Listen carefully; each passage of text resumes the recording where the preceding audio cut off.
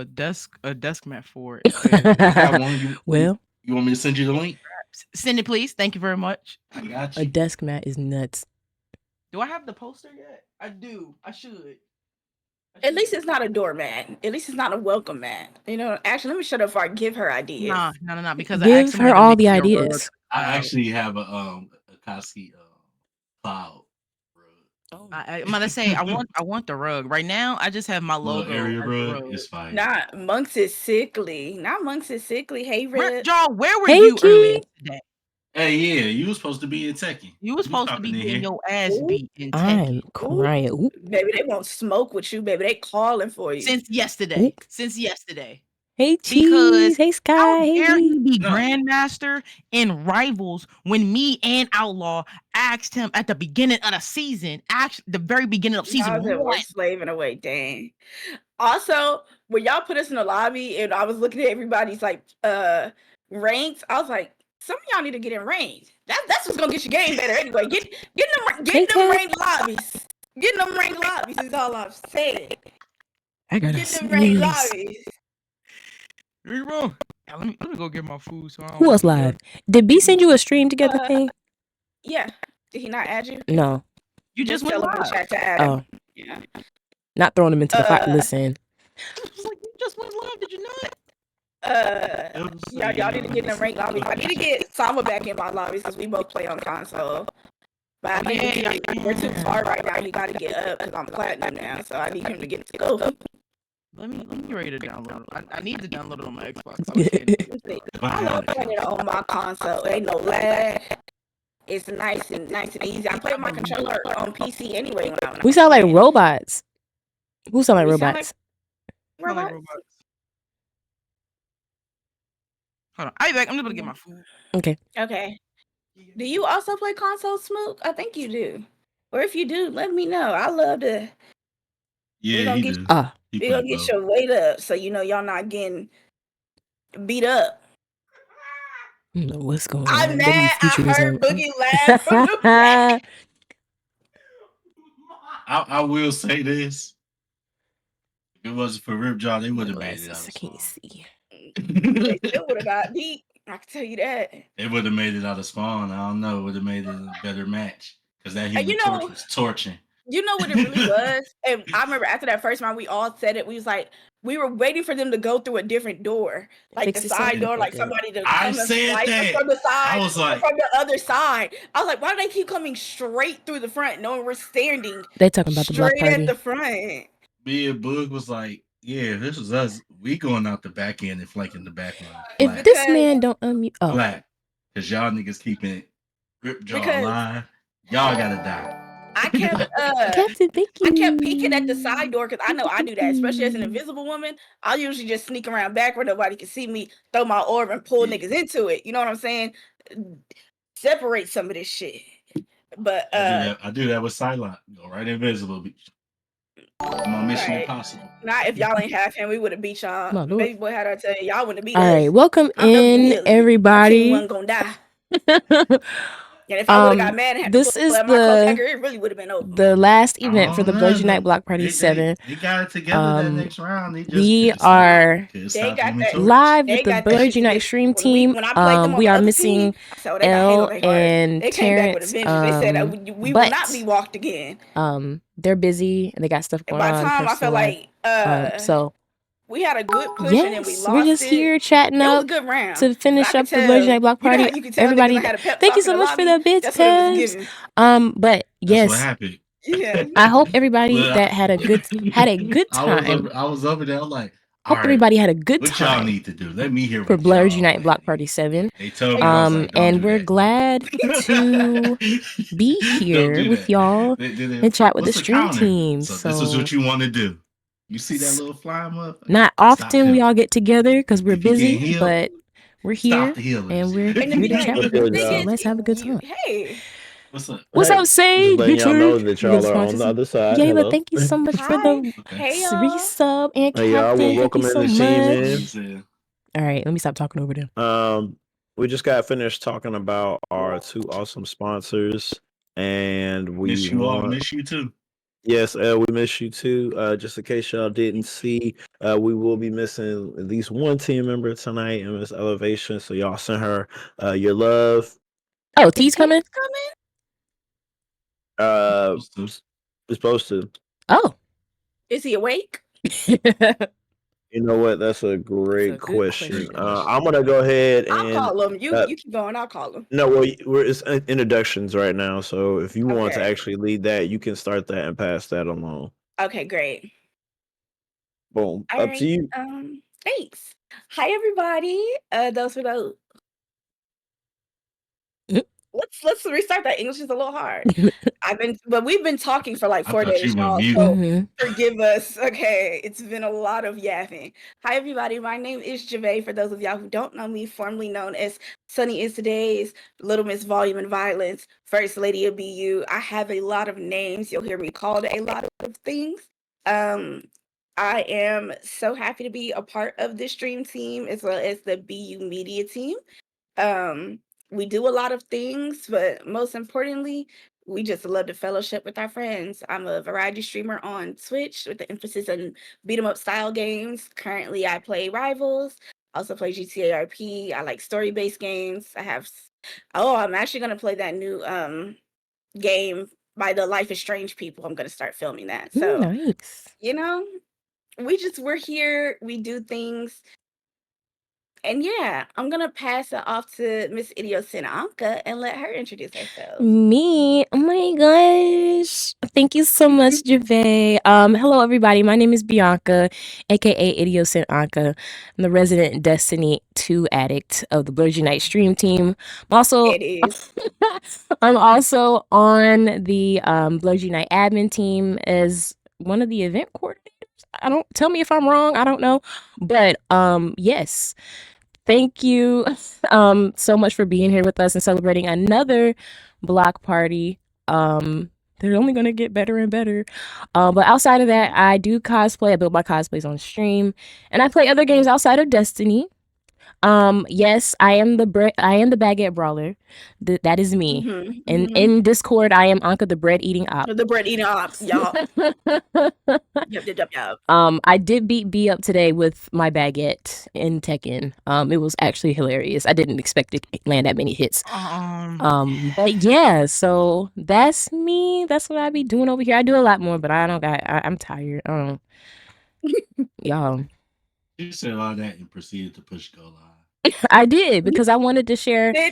I wanted to bring us all together. You know what I'm saying? Right. Together. So. You want.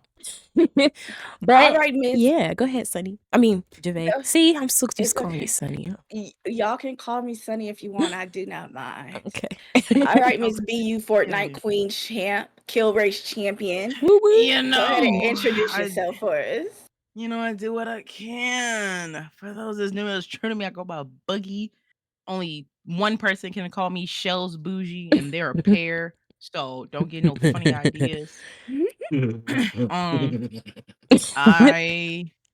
I damn near do everything, and I'm tired.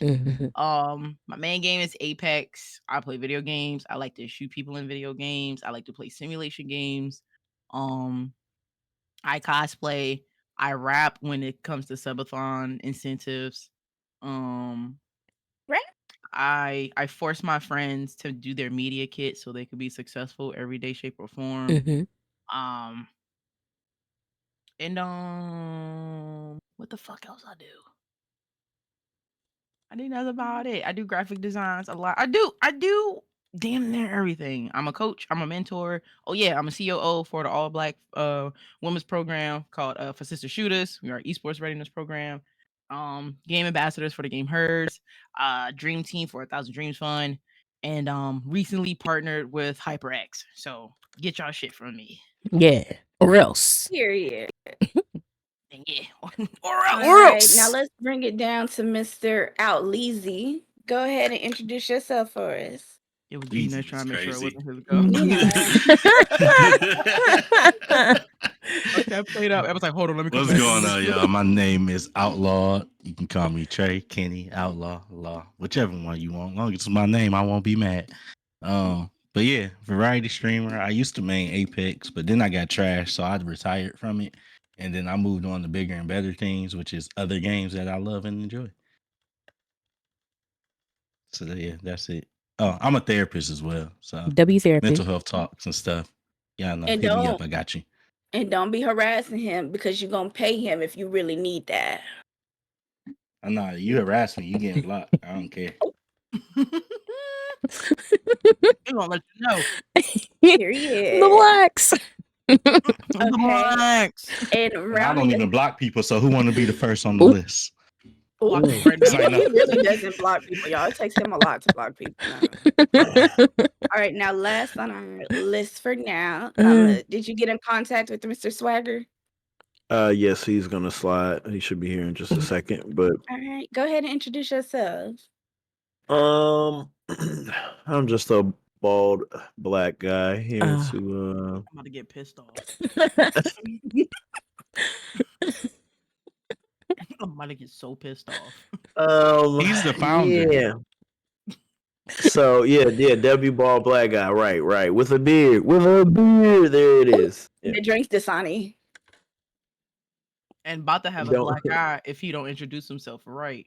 Would you like me to introduce you? I could give you one of them Steve Double Harvey slap is crazy. I can introduce you. Hello everyone. My name is Be Nice or Else. I am a full-time content creator.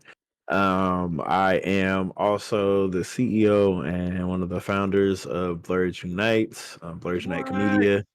CEO of Blurred Unite Media LLC. That's amazing. I am a Ubisoft creator. I'm a voice mod creator. I recently got confirmed for the pool for the GGL League as well. The new T-Pain League getting ready to come out. I don't even know what that is. Yeah. Go. That's what's up. If we get drafted together, I'ma laugh. I'ma laugh. I'm a laugh. How y'all get in the league? We signed up. You signed up? I know it was signed up. I sent it to you weeks ago. I never seen it. Say you hate me. I'm sorry. You sent it to me or in the chat? Be nice. Continue. That was a serious question. To you. Yeah, probably to you directly. I know she sent it to us. Because that's how I found it, but she probably sent it to you directly. Anyway, I am a creator that focuses on the journey of getting 1% better. You becoming the best version of yourself, whether that's in content creation, life, or just in general. And I'm trying to create an unapologetic space for Black people, both virtually and IRL.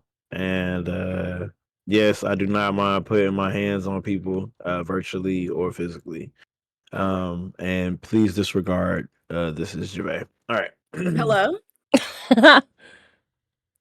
You about to get Sky started too, because I'm not about to deal with neither one of y'all. I'm saying I was Black during all of Black History Month. Okay, I let it go during Black History Month. We are 2 days into Women's Month. Please.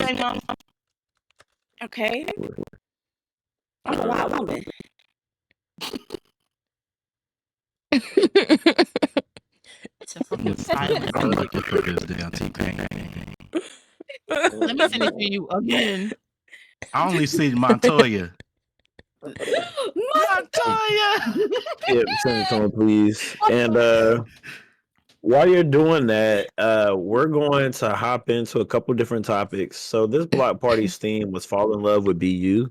So we're going to be talking about love in the sense of content creation, friends, relationships, and the things that you enjoy. So when we talk about love, obviously as creators, we have to have loved or started the process of falling in love with this because we do it on a recurring basis. Majority of us do it without financial gain from it. And then some of us go into it with the extinct purpose of it. What made y'all fall in love with content creation? How has your passion evolved over time since you started? And have you ever had a moment where you almost fell out of love with it, and how did you bounce back? That's a lot of questions at once, Your Honor. Can you? Can you? So let's go first. What I'm glad you made said you? it. Give me the bullets. What made you? Please give me the bullets. What made you fall in love with content creation? There you go. First question. Yeah. Start me out slow. Jeez. Yeah, and I'll put them in the side chat. We'll do the first question. Who you want us to go first? You want to go by Discord? We can any of y'all. Discord. Youngest to oldest. What's Discord? How about I just start this? I'll start this. Yeah, Captain. My captain. The way you saved me from saying something reckless to Anka just now. Thank you. You're welcome. You know, as captain of the stream team, I get. He should have pissed me off. It's not that good. It's not that good. For you to have a whole leaf dangling? What even was that? He was fighting that. He was fighting that piece of. It's a leafy mixed green. Mookie. Like, I need to talk. All I see is this. I'm not even looking. I don't even know. No, turn your camera back on. Turn the camera back on. Like, I can't. Damn, it was just like have some decorum. Good man. Turn it back on. It's okay. I'm not gonna start till you turn it back on. So this isn't a cam off occasion. Come on now. Okay, turn your camera on. Oh my goodness. At the dinner table, you can't turn your camera on. Right. You're holding the thing. Okay, so the question was, what made you fall in love with content creation? I think I will be the outlier here. Is I don't think I love content creation, or at least what I feel like is content creation, where it's like the purposely creating the content. I do not love any parts of it. It actually stresses me out quite a lot. However, what does make me love creating in that space, I will say, is all the connections that I've been able to make through the content creation.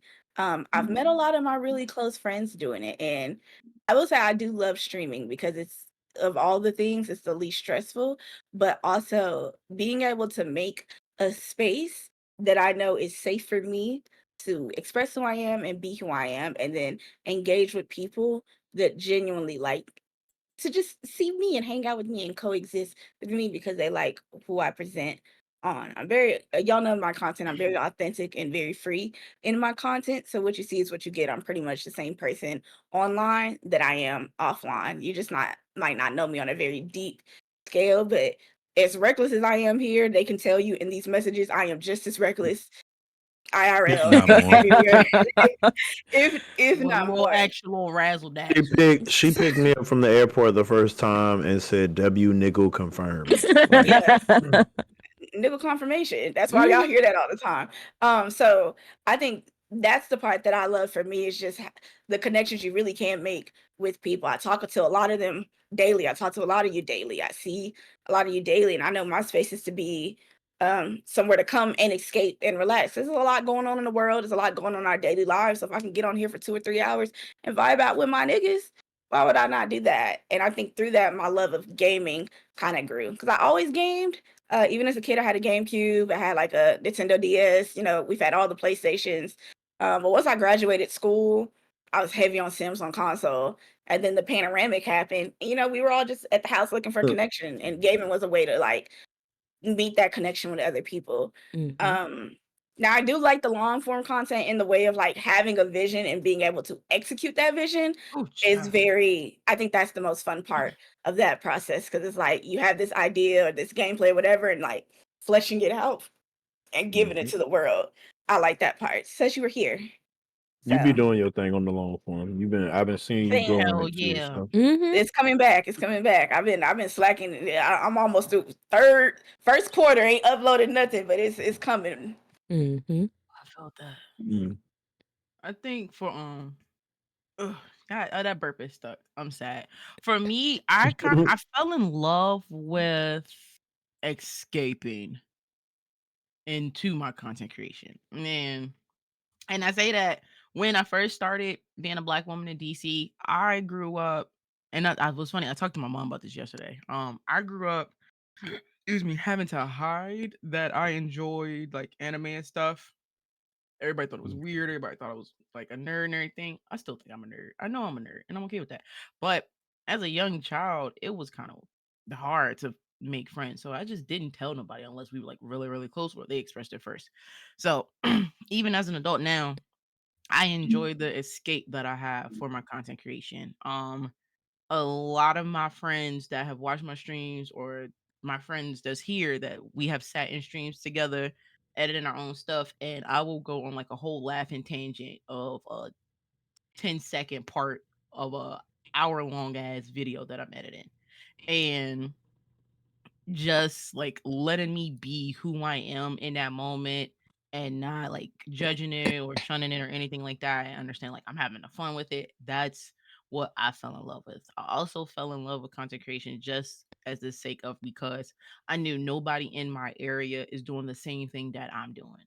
Mhm. You know, it's all about representation for me. Like I tell myself my entire goal in life is when it's as far as being a streamer is being that pillar of light for the younger generation that is growing up that may be going through the same thing I'm going through, hiding, my favorite things to do, my favorite hobbies, stuff like that. So y'all catch me on like my 10-hour, 12-hour stream tangents and just know it's gonna be about 18 YouTube shorts and everything else every time. He's here, guys. He's here, guys. Welcome, brother Shark You, Feed. you tell that man about a sound intro, he gonna get that shit done. And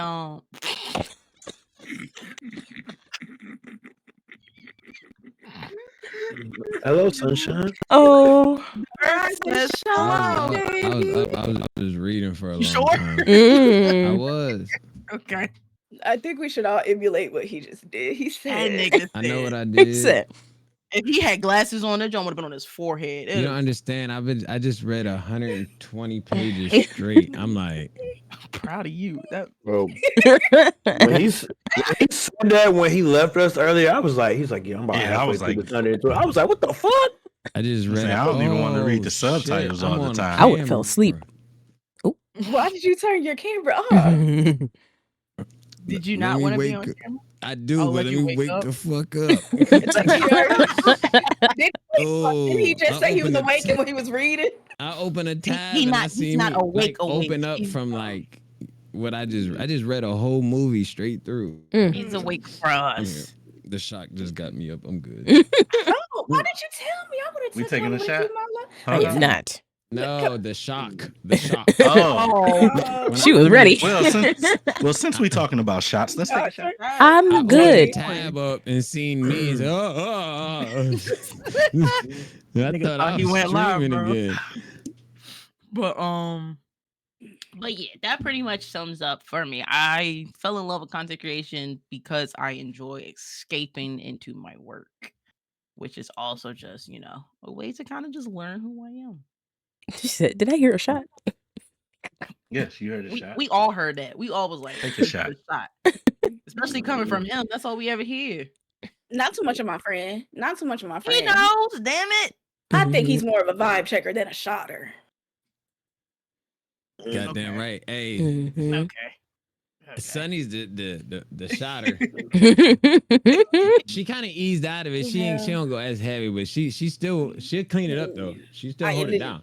Listen, I still got that dog in me. I saw her hug a bottle of tequila today, so I'm pretty sure. Yeah, I'm pretty sure that dog is still very much here, barking. That dog. That dog's still barking. Oh, whoa. That dog. Oh my. I just feel like, one, y'all know I'm a kitty. Two, it's feeling targeted. And here I'm feeling very personally attacked. And y'all know I'm embrace it, gang. sensitive. Embrace it, gang. Nah, dude, it's cool. Embrace Nobody it, gang. attacked you. Nah, you good, gang. Don't, Nobody you did. know. I felt attacked. No, it wasn't. You shouldn't feel attacked. Yeah, say that before I get mad. Oh. What? Sorry, Say I'm that you trolling. shouldn't feel attacked? Okay. Yeah. Oh. Who next? Dang. I go next. See? Oh, who? What? He just got here. Let him wake up. Oh, I'm listening. yeah. I feel like I'm a mix of Javay and Boogie's comments just now. On the side of not necessarily loving the content creation part because it's stressful. On top of everything else I have to handle. And I often struggle finding time to actually put stuff out. So when it's actually out there, it's a miracle because I'd be tired, boy. I tell you what. She'd be happy, like, yes, I got it. Once I see an Anka post, I'll be liking and unliking and like it again because I'll be like, look at that baby go. I'm trying for real. The part I did fall in love with is just the joy that it brings me and then being able to share that joy with others. I am a big advocate for trying something until you figure out what really works for you. And a lot of the stuff I do, especially cosplay related, is never something that's successful on the first attempt. What I put out may seem like it is, but it's not. Hence why my office be looking a mess like it is right now. So I be working for real. But that part I also fell in love with because it demonstrates the progress that you make when you keep trying something and trying different things and seeing how you can improve each time, and then just sharing that energy and what is it? I guess the word is tenacity with others, just to try and be afraid and don't be afraid to try something. And if it doesn't work, move on to the next thing. Don't. What's the definition of insanity? Trying something over and over again, expecting the same results. Different results. Excuse me. So, but yeah, that's the part I fell in love with. And I hope it's been motivational and encouraging to others watching me do what I do. So, but yeah, that's. Yep. So for those of you guys who are coming in right now, we're talking about what made you fall in love with content creation, since the theme of this block party is falling in love with BU. Okay. We got Outlaw. Yeah. You see how I do what I did there. So we have, I think, Outlaw and Raw Swagger, and myself that still need to respond. So the floor is open for Outlaw. What made me fall in love with content creation? I can't even answer that because I don't. Honestly, I won't say I love content creation. I think I don't. I don't want to. I don't like to edit. I don't like to do anything with it. I just like when I can stream, and I barely do that sometimes because I sit here and look at the go live, and then close out the OBS and just play my game because sometimes I don't. Because sometimes I just like to disconnect. But I think it like piggybacks to what Boog said, like having that space where I can disconnect and make it my own. Like if you come to my stream, like I love One Piece. So I can't go into a lot of communities or talk to a lot of people about stuff that I love because either they don't watch it at all, they're not caught up, or they don't read the manga. I do all of it. So in my space, I'm gonna talk about it. So if you don't want to be spoiled, don't come. Mute me. Do something. But I think having that space in the journey of content creation, I've learned that I have to make my space my own instead of trying to make it available for everyone to. I mean, not saying that I don't want everyone to feel welcome or anything, but I can't put the importance of what I love on the back burner because I want to make everybody happy around me when I can just be myself and allow people to like me for me. Like if you don't like the stuff that I like, that's cool. I like everything else. I was a whole football player. I like sports. I like manga. I like traveling. I've been places. It's stuff that I like. But if I try to like take parts of me away from the content that I want to have, then I feel like it's not my content. And I think I take that back. That's what I love about it. I can be me. I can do what I want to do. I can put what I want to put out. And if I don't want to, guess what? I don't have to. And who gonna question me about it? Nobody.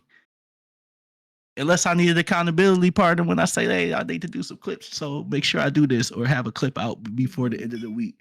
B will hit me up like, I didn't see your clip. Like, damn, bro. Like, but I think that's what caused me to love content creation. So I do take that back. I do love it because it was a place where I can get away from, disconnect, and do what I want to do and make my own self happy. So yeah. Mr. Swagger.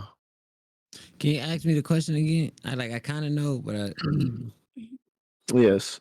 So first the theme of the block party is falling in love Law, with my you. favorite person.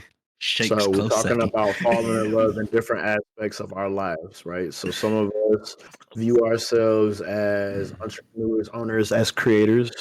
If you view yourself as a content creator, what made you fall in love with content creation? Because this is something that, you know, whether or not you do it on a repeated basis. Mm-hmm.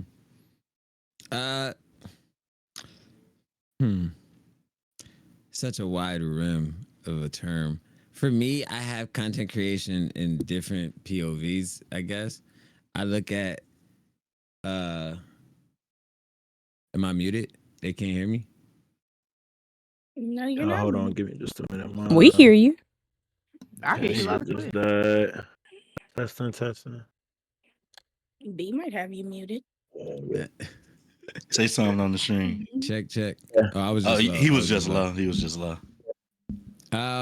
So I have different, like, I don't want to say levels, but different I want to hear me on the stream of content creation in a sense. So I've always wanted to do TV and film. I didn't have an outlet into it. So through dance, people told me that I should create content so I could be seen because I was also funny. And with dancing, you don't really get to talk. You're just dancing on the road with artists. You don't really have a voice. You're just using your body. So I would create these videos while on tour, talking trash or whatever, or just whatever my day was, and people would always laugh at them, which then told people that I need to get into doing skits if I want to be seen. So I didn't know anything about skits. And so I started, they told me I had to learn how to like edit and shoot skits. So I started doing that to kind of be seen because I wanted to act, but I didn't really have a way to be seen in it. Like no one was booking me for no short films. So what I would do is I would pick some of my favorite shows like Fresh Prince, Martin, Living Single, some of the movies like Get Rich or Die Trying, Love and Basketball. There was a couple movies. I would take some of them and I would not redo the scene, but I would do a scene like that. And I would shoot it on my phone and then I would learn how to edit. Like I would learn how to shoot. Okay, the camera was here or there, whatever the case. I didn't know I was learning how to do film. I was just trying to like mimic them. So I had to put the camera where it made me look like the guy, you know, type shit. Mm-hmm. So I did that for a few years, which ended up getting me the agent, which ended up getting me the short films and stuff like that, the network to kind of showcase myself. So I love that it gave me a stepping stone. The content creation as far as my work goes, like when I'm actually on a show, that's what I love doing the most because it's less work, like it's less stress on me. We have cameramen, we have editors, you know, I just have to do the part in front of the camera where I just basically show off, you know what I mean? Mm-hmm. So being able to see how great the work can turn out when I don't have to do it all feels really good. So like the shows, when I watch the shows that I'm on, it makes my younger self happy. I pride myself in being that guy that listened to the inner voice of his childhood who said he could do shit like I'm doing right now. Mm-hmm. So I guess as far as creating my own content, that other POV, the thing about my like Instagram, my YouTube, my TikTok and all that stuff, it's really hard for anyone to convince me that they love my content more than I do. I genuinely have an obsession for everything that I post online. It's not about showing off for me. It's literally about fulfilling the idea that I had in my head. When I have a skit idea, a dance idea, a flyer idea, any type of idea, something that I noticed in environment was people's product doesn't usually match the excitement in their idea. And that's no shade to them, but I know a bunch of friends who have brilliant ideas, and when they try to like finalize it, they're not as excited as they were when they told me the idea, and the product isn't giving me the feeling that they had when they had their idea. So with me, the any skit, any dance video, anything I want to post online, if it doesn't make me feel as happy, as excited as I had when I had the idea, to me, I didn't satisfy myself. So anything that I put online, I genuinely feel like that's the idea I had in my head. And I watch my content so much because it reminds me that I can always create the idea that I had in my head. So when I have these far-fetched ideas to like create things that are way bigger than just a skit or like Instagram post, I know I can do it. I just got to figure out how to like make sure the final product gives the same feeling as the idea that I have. So as far as content creation, what I love is I love proving my ideas right. I like proving that like I had this dope idea and here's the idea. And most people watch it and be like, this is dope. Da, da, da, da, da. So in my head, I'm like, see, you did it. You did it again. You did it again. So that also confirms that I love my judgment. Like I love my viewpoint on things. I love what I think is funny. I love what I think is serious. I like everything, my judgment, like when I work with directors or people filming and I'm like, they're like, you should try it like this. Like, and I say yay or nay. I love that the reason I give them makes them support what I'm thinking. It's not like I'm saying no because I don't like them or no because it's not my idea. Usually the reason I do something or I don't do something comes with some type of reason or support system, and usually people agree with me after that. So it's like all of these things are just little victories that in the end create the feeling that I'm aiming for as far as my ideas go. So like all these little moments of the director saying yes, the producer or the writer saying, oh, I didn't even think of it like that. Yes, do it like that. Like all of these little things are signs from God saying like, yo, your judgment is good. You can turn things into gold. You can take great ideas and make them amazing. Like it makes me value myself in this place where you can feel little just because you're just an actor. When you're not. You're a producer, you're a director, you're a writer, you're a creator, you're also a fan. You have a voice. Like all these different angles that you have bringing this character to life all matter. So as far as content creating, to me, it gives me the constant reminders that my judgment is good, my skill set is good, my ideas are great, and I'm able to bring them to life if I put the same amount of effort into my product as I did into my idea. So I don't mean to ramble. Sorry, y'all know I talk a lot. Man, you good. That was you was preaching. Hello, you was dropping gems. Okay. And for those for the people who don't know, you introduce yourself. Oh yeah. I'm Terrence Green, Mr. Ross Swagger, actor, dancer, comedian, host. I be on TV and stuff like that. I be playing games because I like it, and Be Nice told me I can stream too. I don't just have to sit in my house and play games. So he introduced me. Well, I got on Twitch just out of being curious, but Be Nice came and kidnapped me. It was like, you're doing it wrong. And got me right. You're doing it. That sound like B. You're doing it wrong. I'm gonna be perfectly honest with y'all. I was streaming for 2 years and didn't know I was doing it wrong. I had nobody in my chat. I never told any of y'all outside of Terrence that y'all were doing anything wrong in this space. I knew Terrence prior to this. I literally sat in his stream. I probably say for like 2 streams before I said anything. And I literally in his chat, because there was nobody, I said, we're doing this wrong. we really need to talk. He was like, in simple terms, he was came we to in my Discord that night? Because I remember yes. He came to my stream. Can I introduce him? Like we know his name. No, we know each other. That was like the week after. Like I know his name. So when he typed in my chat, first of all, let's talk about it. For 2 years, there was nobody in my chat besides who was getting clapped at the time. Right.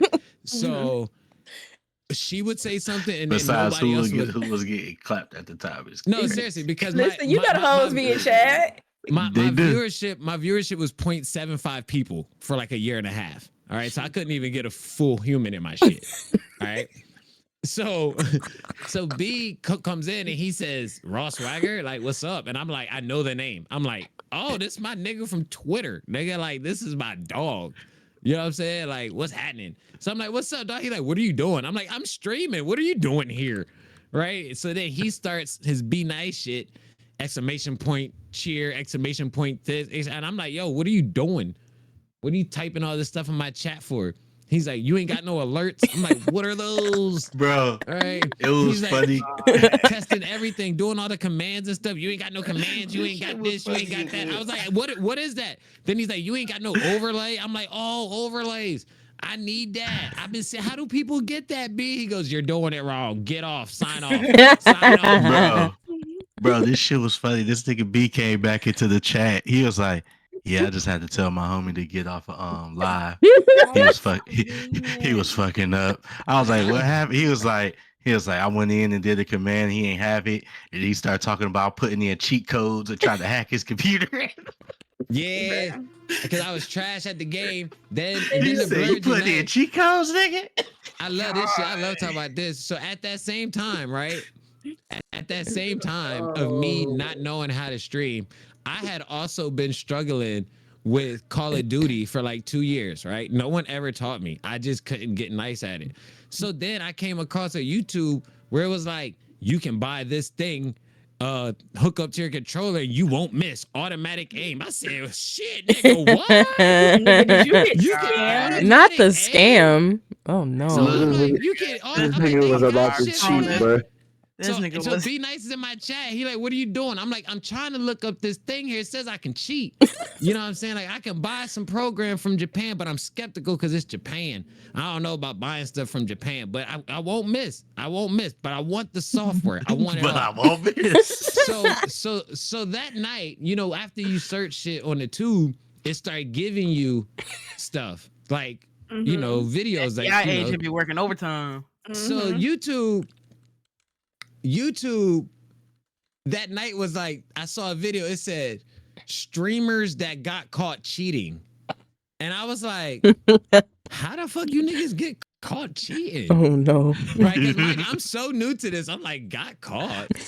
This is crazy. He like, how they know what's on their controller? As an ex-criminal, I look at it as a learning moment. I'm like, well, let's see what the fuck they did wrong so I don't do it.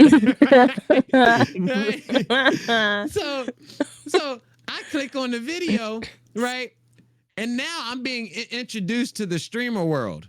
Now they showing me all these people who are successful streamers. And I'm like, oh, there's a world of niggas out here making it. Like, it's not just the 3 people that I fucking know. It's not just Kai Cenat and Tim the Tap Man. Those are the only 2. And I thought there's a bunch of niggas. Hold up, let me watch this video.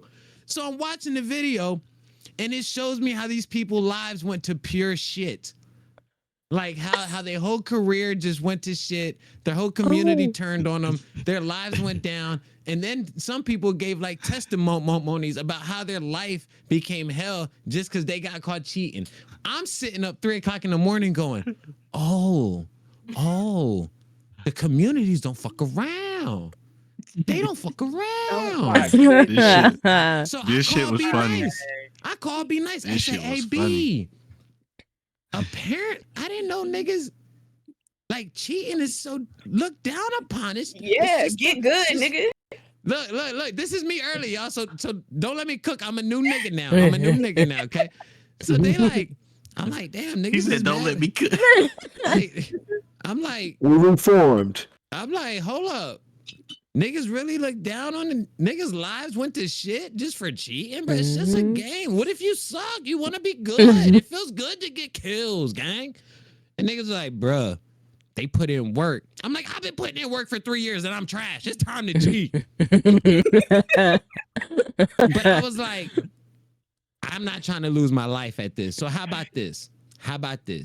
I'll keep streaming and hopefully they just fuck with me for who I am and not for my skills, because I can't get the skills. But I also don't want to lose my career and my life, so I'm not going to cheat. That so shit was funny as hell, yeah. But I was about to. I stand on it. I'll tell hey, that story. That was a... If put it like this. That's a memory. If they would have sold that shit online on like Amazon in America at the time, if I didn't see Japan, I'd have had all that shit. You want to know the crazy thing? They sold that shit at GameStop. They did. The little Zen joint, I don't know what it's called now. That's Zen Don't you look that shit up? I'm good. I mean, okay. I'm nice now. I'm just saying. I worked my ass off. They here. Sold the bitches at GameStop. Faithfully. And then, I want to tell y'all, a week later, when they bring Terrence to us, we're all just chilling in VC. We think it's just a new nigga in the fold of our new community, right? And I'm never gonna let this go, bro. That nigga was like, "Hey, can y'all follow my Instagram and interact with this post and repost it and stuff because I need da da da da da da da." Everybody's like, "Yeah, okay, drop your name." And then we go when we see how many followers the nigga got. We like, nigga, you don't need us. we need you.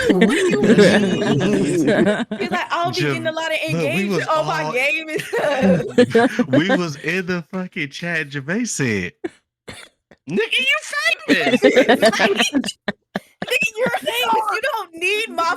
You quite literally. That might have been the funniest shit Gervais ever said. Follow. You don't need my follow. Talk about I need help with da. No, you don't. Y'all know the Gervais face. Help Gervais hit that face. She said, "This story has got to stop." I didn't even come here to hear it. He's so humble, and that's the crazier part. He didn't think twice to warn niggas, nothing like that. He just like, hey, I just need some engagement on this post real quick. Y'all go like it up. Nigga, but Gervais said, "Who the fuck is this nigga?" Rick Ross said it. Rick Ross said to say, he's like, "Yo, tell your peoples when you post, so they show love, and when you're around, you know what I'm saying? Genuinely, you know what I mean." So I just was like, I just said it. It's free. It costs you nothing. It's free. Nah, I mean, it was cool that you said it because we was. Right. You got to remember, that week before. I only knew you because of me. It's like when you came in that next week and the chat was full and you said it, they was like self-advertisement. What's going on? That shit. She was like, you talking about the nigga here? You Raw Swagger? I was like, yeah, that's me. What the fuck you want my like for? I was like, what you need my like my follower at this point? Help me, nigga. I'm trying to get that shit was funny as hell, bro. Then I wanted to pop Brandon outside and he said, Who is this nigga you bringing around me? And is he cool? Because you know how I get. Is he safe? But no, we've been friends since then. We've been locked in, twin. But that shit is never not gonna be funny to me. Nah, that's gang, nah. You know, I didn't believe it at first. I came because I was a late addition to the team. I was like, when I found out, I was like, "Is this real? Is this an episode of Punk'd? What is going on?" Nah, episode of Punk'd. I didn't say nothing because I was like, "Well, here we are." It took me months after playing Fortnite with this nigga. I was like, oh, and I think it was like I had put my tab up and put on my other monitor. So when I maximized it, I saw the stream in the bio. And I saw it and I was like, Terrence Green. Stars. Nigga, step. What the fuck? No, who is this? But you know what the funniest part about that was is after we met you, because the new season of Stars had just dropped, and my family was watching it, and I didn't know, like my mom and them was watching it. I think I went down there, I said, I know him. What? I was like, no, I know him. I play games. And I remember the first time I FaceTimed my mom when I was talking to her, she was like, oh, and she said Rigo. I said, Mom, his name not Rigo. That's just the character name. She gonna call him Rigo every single time. I'm used to it. That shit funny as hell.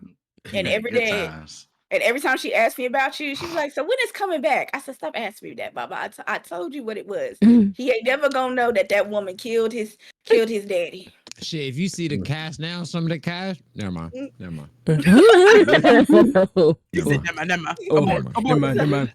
Abort. All right. We can't shoot it if we wanted to.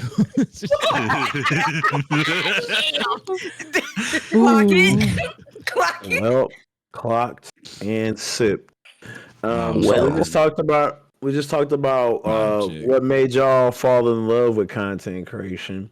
The next thing we want to talk about is how has there ever been a moment where you almost fell out of love with it, and how did you bounce back? Let's fucking every day. Right. Every day. No, I'm just playing. Gaming Professor, you also might want to tread lightly. We don't come after those. Okay. That's okay. We just got to know their team first. They can pop up. We just got to know their team first. Yeah, what's your team, Gaming Professor? What's your team? Professor, I just tried to warn you ahead of time, but yeah, if you feel comfortable, go ahead. Raven Nation? Oh, that's okay. We own them. The numbers don't lie. It's all right. They had a good year, though. We own them. It's okay. Birds of a feather flock together. Axe immaculate. He the biggest Raven fan in the world, so. True. There's respect. Answer, I hit the go live button and I'm good. Every I time. wish I could be you. What? LBS. Listen. Sometimes that starting soon will hit 20 minutes. Half of the playlist is played. Niggas like, bro, you gonna start? I'll be like, damn. Might as well. I'm here. But all right, my bad. I ain't mean to be. I'm sorry. No, you good. You good. I think that you triggered. Yeah, I can go. You triggered something. Yeah, I know. It's fine. Honestly, I can go first if Boogie. I was gonna start. I actually had started. Get us in there. Get us in there. But no. So, have I been close to falling out of it? Absolutely. Several times, but all different occasions. The first time is when my grandfather passed away a couple years ago. That was like my main dude. He ain't know nothing that I did besides play the video game, but he called it blowing up the world because when he would be in the living room falling asleep to watching MASH that was on 24/7, he just heard me cussing people out. And when I would come out to give me 2 bottles of water or like throw some stuff in the trash, he'd be like, "You done blowing up the world yet?" And when he had passed away, I promise you, I didn't stream for 2 months after that. And but I kind of just like took that step back and just like gradually came back. And another time was I felt like I wasn't being seen enough to where I feel like I should have. And it was I had made like channels in my Discord for like all my social media stuff to pop up. I had put so much time into my edits. Like I'm editing like 3 videos, like 3 long form videos, like scheduling them, doing all this work, thumbnails, you name it, captions, making sure it's some funny moments, informative stuff. And when it started to feel like I wasn't getting what I was expecting, that's when like it hurt the most. And a couple of my friends can tell you, like I would simply just like not want to do it. Like I would have a backlog of stuff to do. I didn't want to do it. I didn't feel like doing it. I just want to play the game, you know? And it hurt a lot, but I was able to bounce back just by kind of just like taking a step back from just streaming, watching y'all streams actually, and just having the conversations with y'all and everything, me and B have talked, Swaggy talked, Outlaw, Anka, Sunny, like all of us, like we, in some way, shape, or form, each one of y'all have had a conversation with me about it, and it's just been the moments to where I feel like the hard work that I put into didn't equate to what it should have done as far as number wise. That's when I kind of had to take a step back and realize like the numbers they gonna do what they want to do. As long as I'm enjoying it, I'm just gonna post it regardless. And I have on my mirror that's above my other mirror. I write on it of pretty much just my affirmations and stuff. So when I'm about to sit down at my desk, I look at that first, and then it helps me out with that. Thank you so much for that, sharing that. Mhm. I feel like, in a sense, that we're similar. Like mine is a process. Um, I have been through quite a few things in the past. I would probably say 5 years, which most people would fold from. So when falling out of love with content creation, is normally the concept of me making it as an entrepreneur or making it as a creative. And I, don't look at myself so much as a creative as I think of myself as a budding professional in this industry, who has carved out space and spent time even prior to me streaming, podcasting, whether it's making my own individual content. It's the process of me getting better. And so when I feel like I'm struggling the most, that's actually what kind of gets me going is, as long as I can wake up, I can have that opportunity to get better. And that when I say that, that is my process, whether that's me creating content, whether that's me physically, socially, emotionally, whether that's me supporting my friends and my family, whether that's me not giving up on myself because so many people have invested into me. So I just use like my mantra to kind of keep me from falling truly out of love with it, because there is one of the things I've sucked about myself is there is a light and there is a dark. Be nice or else. You know what I'm saying? That other side. So you got to go with the flow and the balance of it.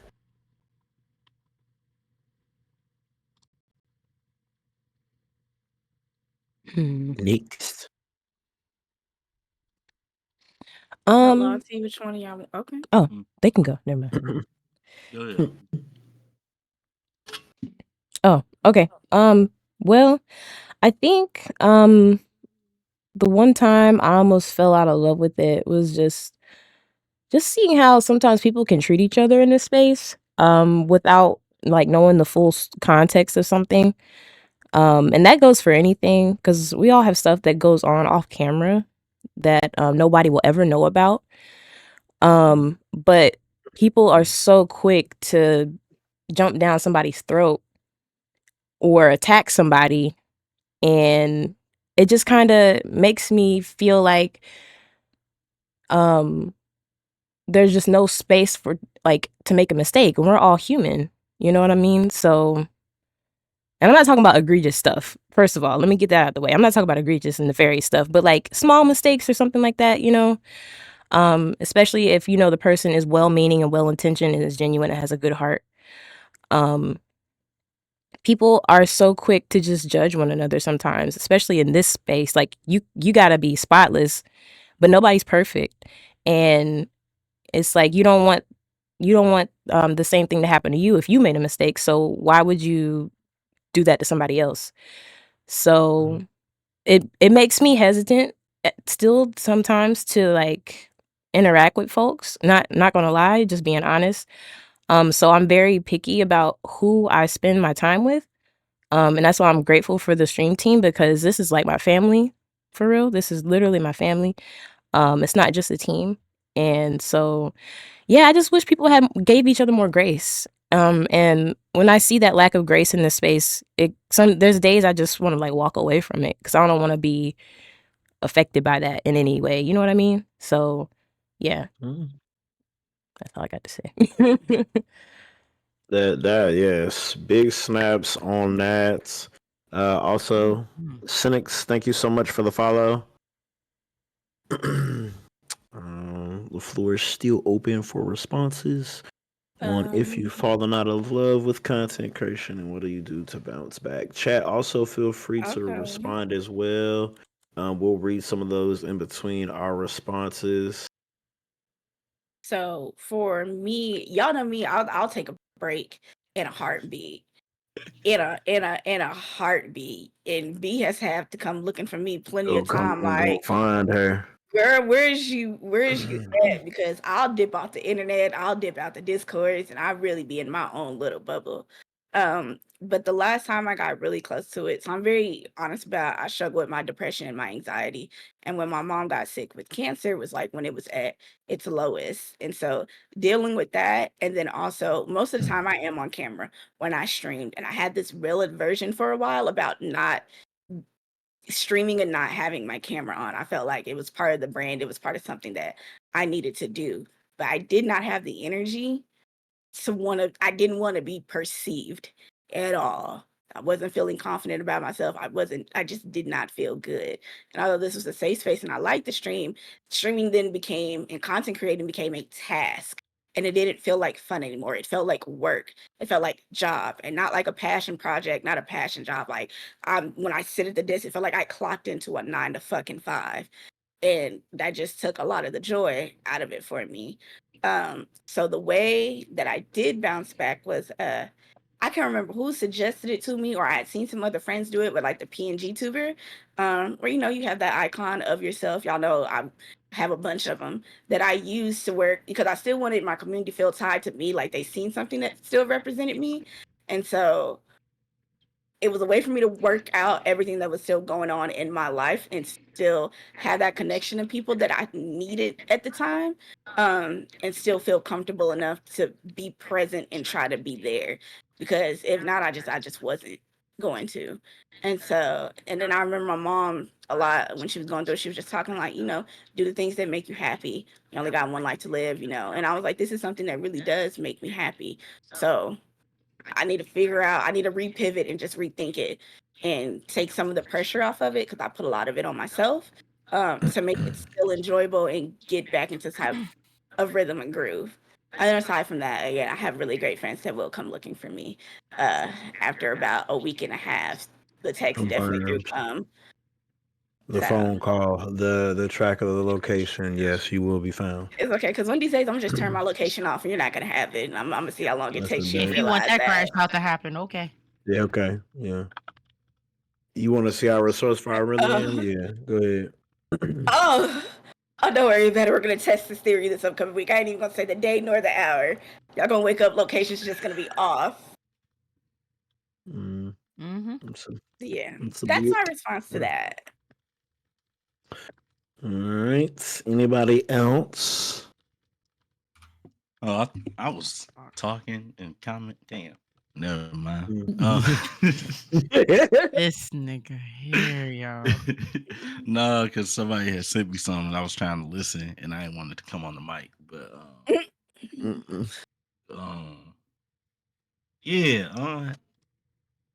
I have a few times, maybe I could count them twice for sure. And one, it was that transition from going from Mixer to Twitch. If you ask B, that nigga called me every fucking day.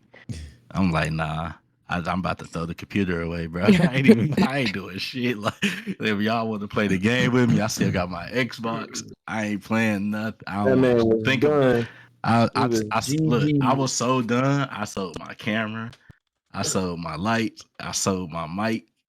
I sold 2 of my monitors. I was like, I'm not about to stream no more. I was like, I'm done. Like, cause the thing that really did it was on Mixer, I had literally just put in my partner application.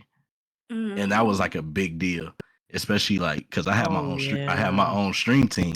So it was like once I had became, if I would have became partner, crazy thing, because I actually got an email to become partner after it was shut down, which really made me extra mad.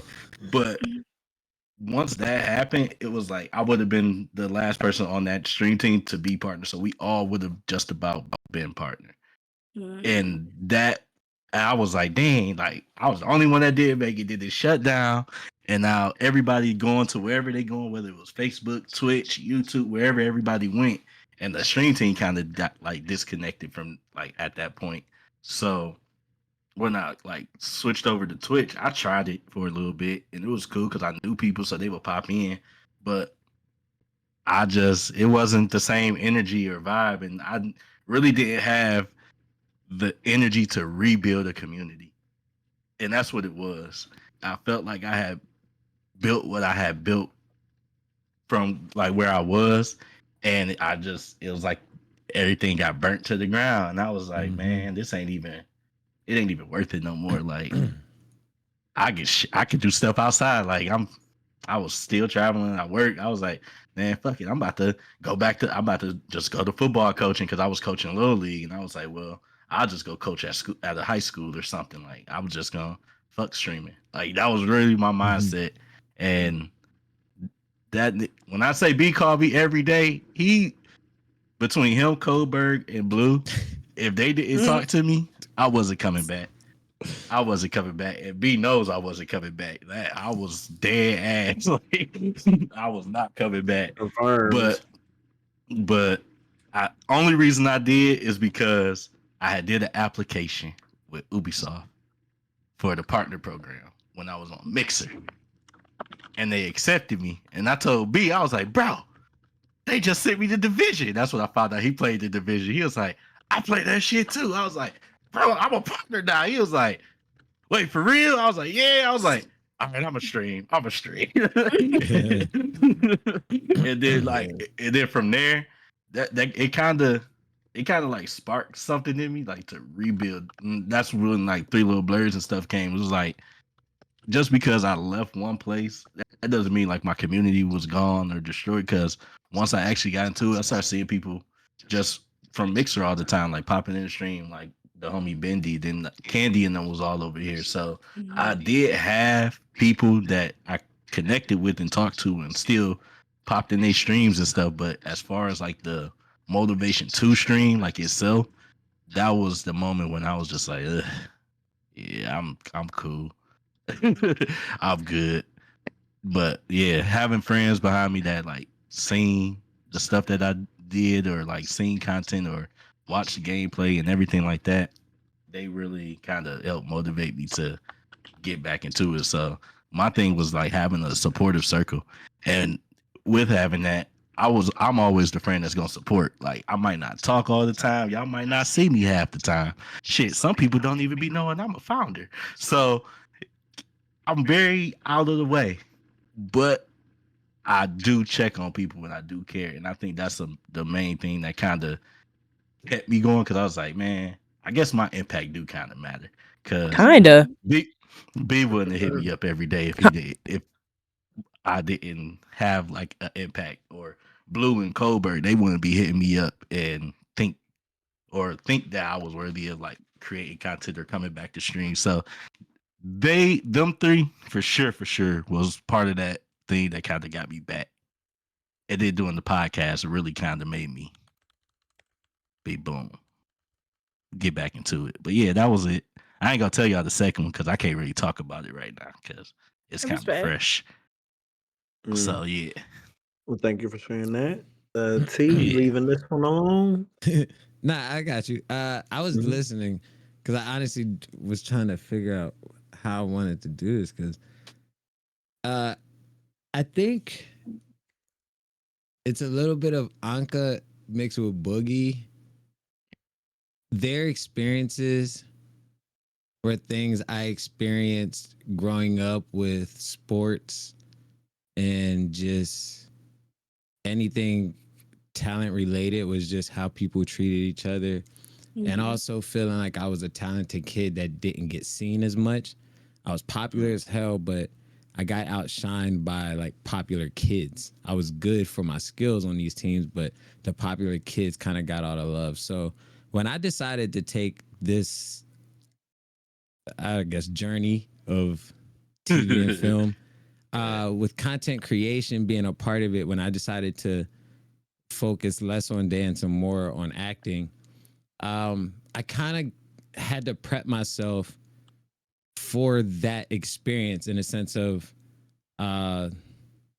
like Sunny, Anka, and Boog, to where I didn't want to focus on the views because my online presence kind of wasn't based around views. I was just trying to showcase what I wanted to do. And the how people were treated came later. So I decided to create content so I could have a platform to showcase people when I wanted to say, I believe I can act. So I created stuff just to put it online. Now, the number of views, again, at that time wasn't a thing for me because I was focused on just having a place to have it. So when I started connecting with other actors, there was one guy that I connected with the most. He was kind of like, me and him was kind of like partners in this shit, I guess you can say. We're gonna grow our Instagram, and we were gonna do these skits, and we were gonna go crazy. And he's like, we gotta go viral. We're gonna do like numbers, da da da da. Now, when we would do our ideas, some of his ideas would go viral in a sense that he was doing like a lot of clickbait stuff. He would, in a sense, exploit like women for his ideas were just very simple and exaggerated. My goal was to always showcase what I'm capable of skill wise. So he was doing numbers way bigger than mine. And he would always tell me like, yo, T, you got to do a little bit more. Da-da-da-da. You got, you know what I'm saying? Do this, do that. And I'm like, I'm not trying to do numbers. I'm trying to showcase my skill set. I didn't know we were trying to go viral. Like we can play the jackass game in a sense and do some silly stuff. And of course, a lot of people will see it. But are they going to think I'm a good actor if I do this? Like, are they going to think he's talented? Okay, yeah, they're going to share this everywhere. But are they going to think I'm talented? What are they going to think? They're going to think I'm silly. Now, with him, some of his comedy was silly, so that was kind of his lane. So I looked at two people. Like, you have your Jim Carrey in a sense, right? And you have your Dave Chappelle, right? Now, Jim Carrey's very animated with his stuff.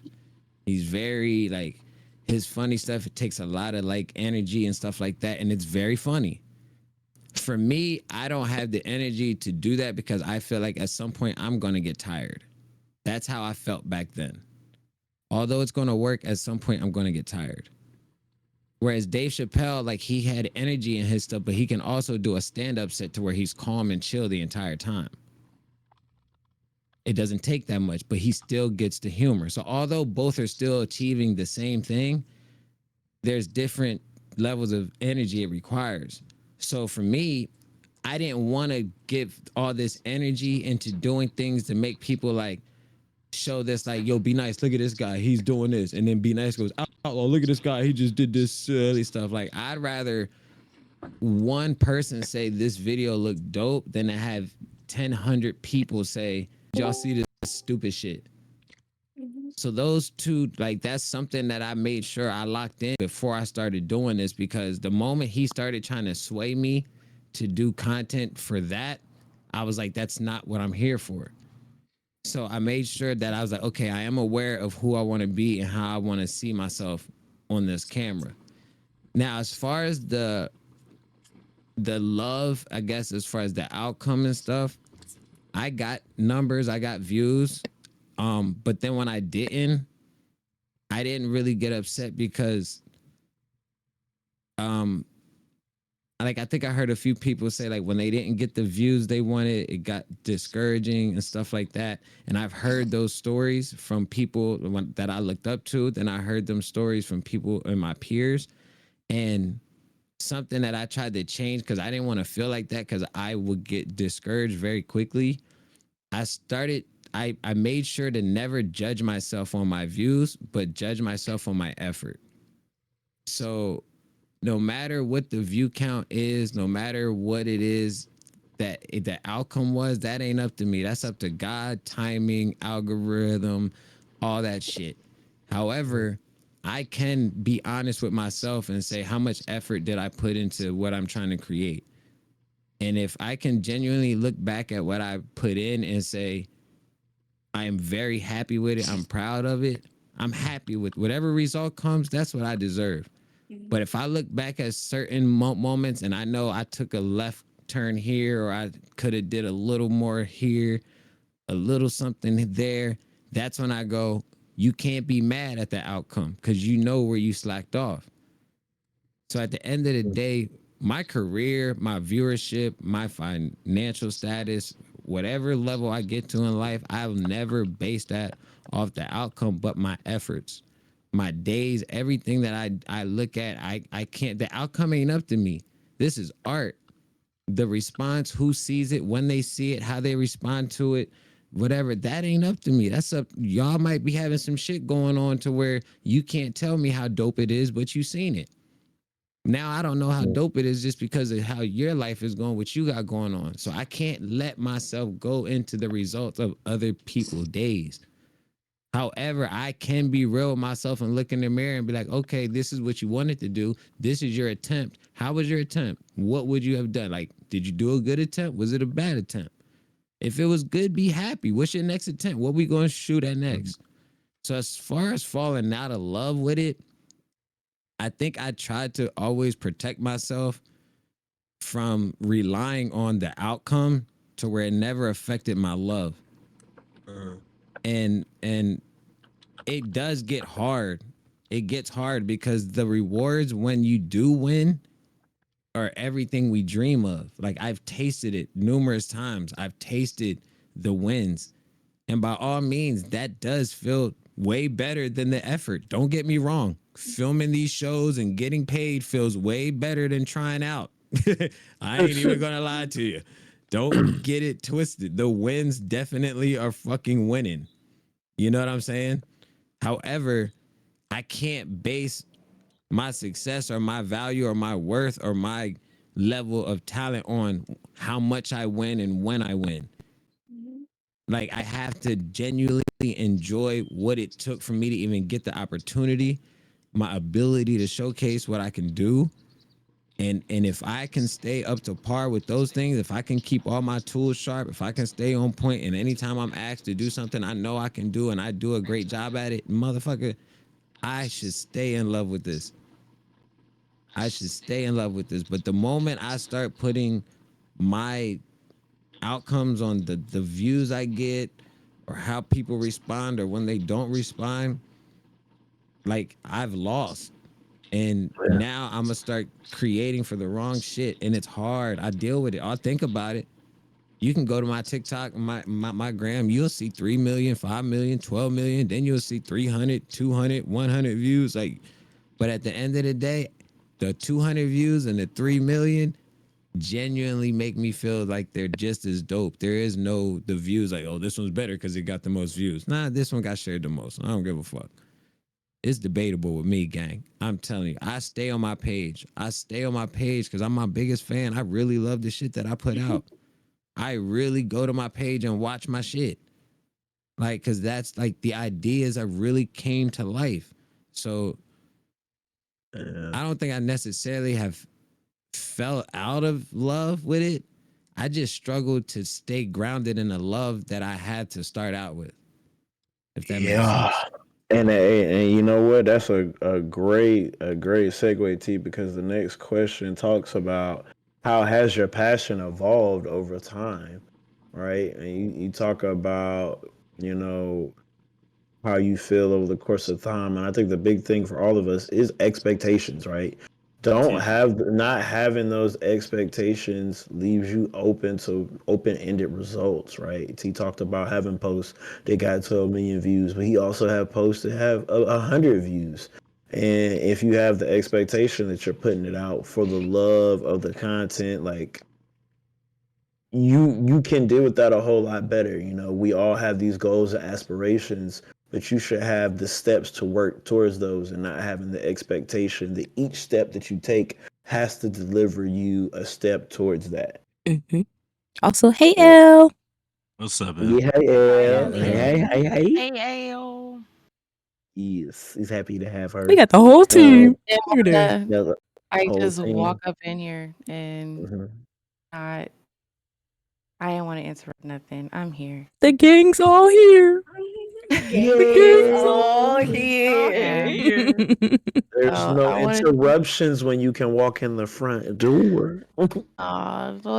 What Terrence was saying was so beautiful. I wasn't gonna just pop up on camera and be like, "Hey, everybody!" Nah, don't let that man spit. Like, I was sitting here about to be emotional because that's y'all know where I'm at right now. So you guys know I've been there.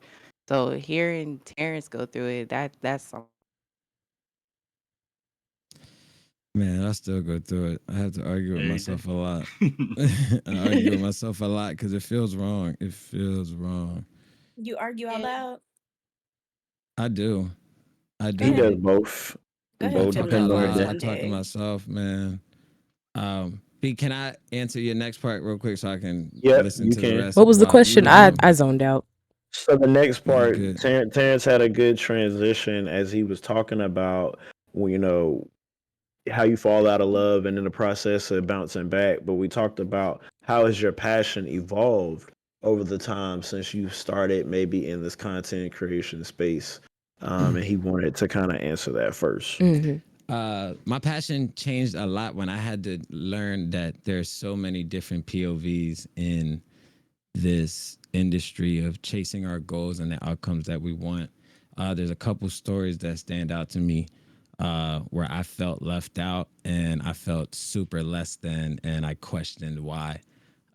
Two moments. One of the moments in my career was damn, bro, that question make my heart beat fast as hell. Because this is one of the things I struggle with. It eats me up. It eats me up because it could have really made my career go left. It could have really made how I reacted to this moment really affect my future. Two moments. I was on a dance show called America's Best Dance Crew.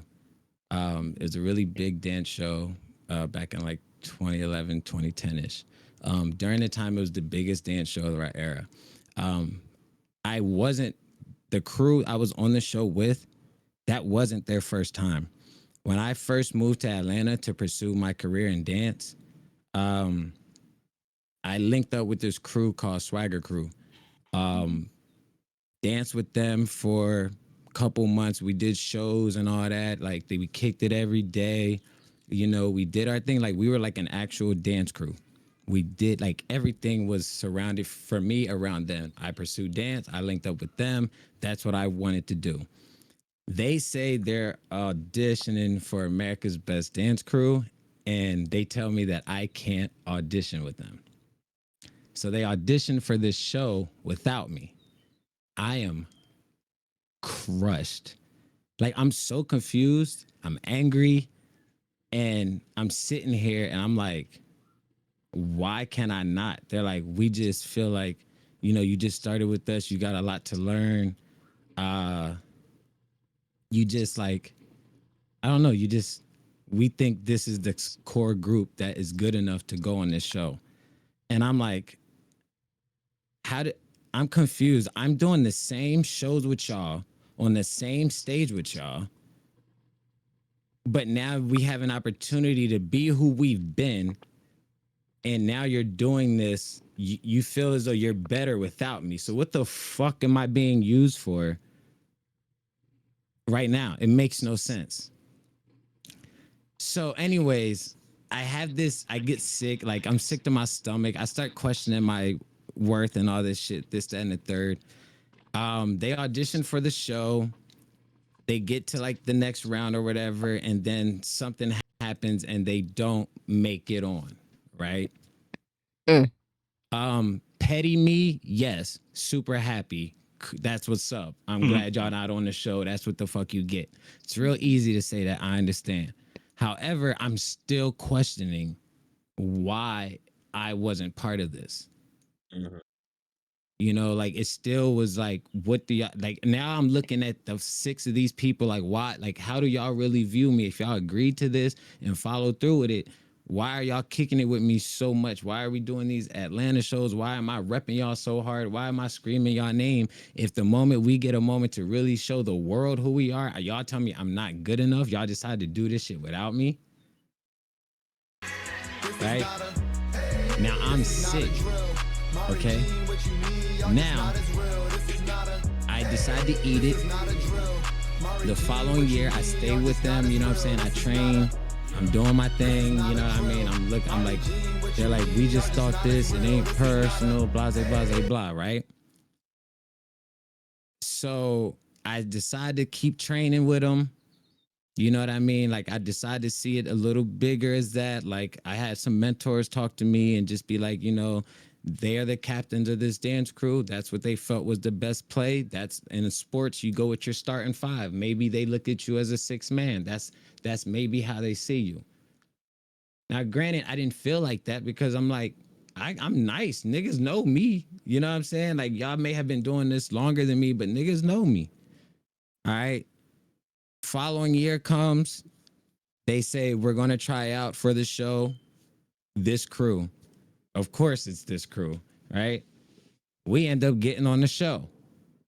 I'm not going to lie. First thing I said was, it's because of me. I just want y'all to know that. And because honestly, like there's nothing they could say that wasn't true. Like, yes, y'all choreographed it. Yes, y'all got better. Yes, we got stronger as a crew. Yes, da-da-da-da. However, when y'all tried it without me, it didn't work. Now y'all try with me and it did. You really can't say it can't be that. Yes, we did it as a team, but I'm telling you, y'all owe me this. I dare you to tell me you don't owe me this. And we laughed and we kicked it. And I was like, I'm not trying to throw it in your face, but I'm just letting y'all know y'all owe me this. Mm-hmm. Okay.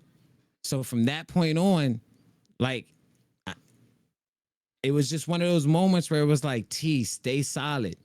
Always stay solid. Like, I ate it. I kept going. I stayed focused. I just trained. I didn't put my outcome on them. I stayed working. I stayed in the lab. I just kept doing my thing, okay? It didn't work out for them, but I also didn't want to capitalize off their L.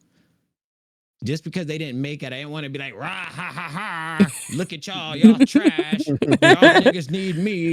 Like, I don't. Niggas. That don't That's put why no y'all money. can't dance. Yeah, that don't put no money in my account. That don't help our crew. That don't do anything. You know what I mean? So I think because it was just such a gut wrench. It was such a gut wrench to feel what I felt initially the year previous to it. You know what I'm saying? But also, it also gave me a little bit of, it put a battery in my back to just want to get better because I know they didn't mean it from like a malicious place. I know they genuinely felt like this was out of this 8 of us, they should have went with that 5 that 6, and they left 2 of us out. And the 2 they left out, we were the mirror. So they left me and him out. So it was even for them to do everything that they know. Okay, so that moment reminded me that some people will always see me less than, but that doesn't knock who I am and not who I can be, no matter what the outcome is. So I stick heavy on that moment because, like I said, those were my core group of people, you know what I'm saying, that I was really rocking with and trying to grind with. And they decided to chase after something that could change our life without me. And it really made me question myself. And then the second part is when I got into acting and doing my skits and stuff like that, once I got to a place where I felt popular and I felt known, there was a moment where Kevin Hart made a post that said, I'm looking for 15 of the funniest Instagram skit guys or whatever you can find. You know what I'm saying? Like, I'm looking for 15. If you know them, whatever, right? So I make my post talking about tag Kevin Hart in this, you know what I'm saying? Look out, Long story short, I get a little bit of responses. People hit me up. They ask for my email. Kevin Hart asked for my email. He goes, I'll let you know you've been getting a good response. You know what I mean? So I don't hear anything back. And then I see a post of Kevin Hart with 15 of my homies. Oh, this makes me so mad right now. Hold on. It's this it makes me want to cry for real because I remember this day like yesterday. I saw Kevin Hart standing with 15 guys around. Out of those 15, at least 10 of them I genuinely helped become good at what they do. Like they've picked my brain. They've asked me for ideas. They've used my shit. They've asked it. There was just enough of them niggas to know, like, why am I not there? Like, if this is your 15, I'm cool with it. Like, nothing against them. But if this is your 15, I know I body 11 easy. And the other 4, nigga, I could mop. I know it. I'm David Ruffin. I'm him. I'm him. And if I'm not, 75% of these niggas know I belong there. If I walk by that picture, if I walk by right before they take that picture, that whole group of people goes, "Hey T, what the fuck? Oh yo, why are you not here? Yo, hold on, T, come here, nigga, get right here, right next to Kev, right?" So 2 things happened. I got real lost in my thoughts of looking at this post because I was steaming. I was steaming like a motherfucker. And I called one of my mentors up, a dude that I looked up to, and I asked him, I was like, I just want to be transparent. I'm going to send you this post. It's making me mad. Like, why do I feel the way that I feel? Right? And he said, it's okay, gang. It's cool. And I was like, what do you mean? He goes, I feel like a hater right now. Like, why do I feel like a hater? I'm not hating on these guys, but why do I feel like this? And he told me, he was like, you're not hating. You're just having a why not me moment. That's all. You're just feeling a little missed out. You just have a little why not me. Right? And I was like, I do, gang. I do. But like, this has nothing against them. He goes, nah, feel that. Embrace that. Take it in. Like, that's just your value trying to hold you down. That's you knowing how good you are, questioning it. It's cool. Talk about it. Right? Talk about like, it. He goes, it's cool. Like, let it boil you. You're not hating. He goes, nigga, you ain't got no hate in your blood. You don't wish nothing upon them. He goes, if anything, you wish there was just 16 people in that picture. You're not even thinking, let's kick him out. You know you better than him, but you're not saying let's kick him out. You just feel like, why not me? So it's cool. It's okay. You have every reason to feel like that, especially with that lineup. Now, at this same time, I'm having this talk with a girl next to me, right? So I vent to him. I get off the phone with him. The girl says to me, like, respectfully, she knew me very well. She was like, this is crazy. Like, you really upset over this? And I was like, why? She's like, I don't know, it's just a little weird to see you upset. And I'm like, look at these niggas around Kevin Hart. Look at these niggas. Like, I should be in this. She goes, that's why I'm confused, because while you're looking at those 15 people, I don't see you as them. I see you as Kevin Hart. And I was like, huh? And that's when he threw her his panties. She said, threw the boxes in her. he said, take these heel figures, baby. No. She said, like, she's like, respectfully, Terrence, I feel like those 15 guys need Kevin Hart to make any type of impact that they're about to make. She goes, I genuinely feel like whatever you're trying to achieve and everything you're trying to aim for, you can do on your own, like Kevin Hart did. To where you'll get to a point where you'll be asking for 15 gave of the her next some that guys day, up. didn't you? Listen, that's neither here nor there. That's neither here nor there. She just said, I think you need to change your viewpoint, because that's real shit. You know, while you're worried about those 15, you know, I see you as that bigger one in the middle. You know, and she goes, you're the type of guy who can ask for 15 guys right now and they all show up. So why are you upset that you're not part of the one of the 15 when you're like, could be the one of one that you've always aimed for? You want to be one out of 15, but you ain't one. She said it too. She's like, you don't even like doing major group things because people don't pull up as much as you. She's like, you don't like sharing shit as much. You don't like that stuff. She's like, but here you are upset because you're not part of this group thing. She goes, maybe you just need to work a little harder and it's going to take a little longer, but you'll get to that one. So my passion changed when I stopped looking at the outcomes of everyone else's and just started looking at just the input of mine and just the value and self-love that I have for what I do. And knowing what I'm capable of will always carry me as far as I'm able to go.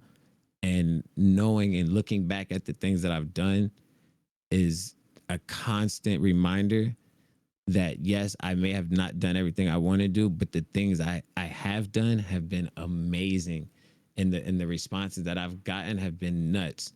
So every time I get left out of something, every time I'm not invited, every time I'm not included in something, I don't ask myself why anymore. I kind of just put it on, they looked at something else, or, eventually I'll come across, or maybe I just need to find another route to get the attention of them.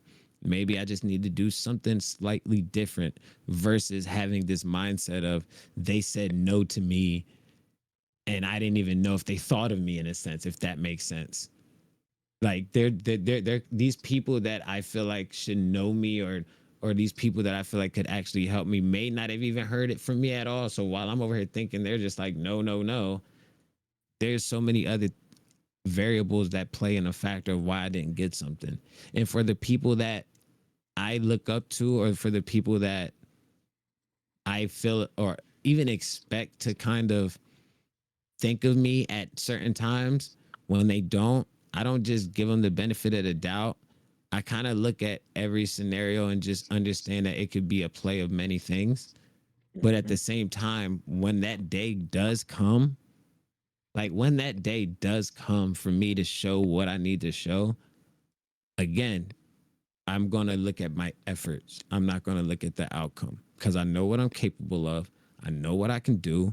And I know that I've been preparing to do my best. So whether I get it or I don't, it's not up to me. But again, my passion is in my effort. So because I had moments in the past that could have really, really sent me left, and really, really, really sent me to a place of feeling less than, and I chose to take the longer route, the slower route, and it worked out to where I feel happy with the decisions that I made. My passion remains the same because I stood on the things that I believed in, and those things got me to where I'm at now. My name's Terrence Green. Thank you for joining my TED Talk.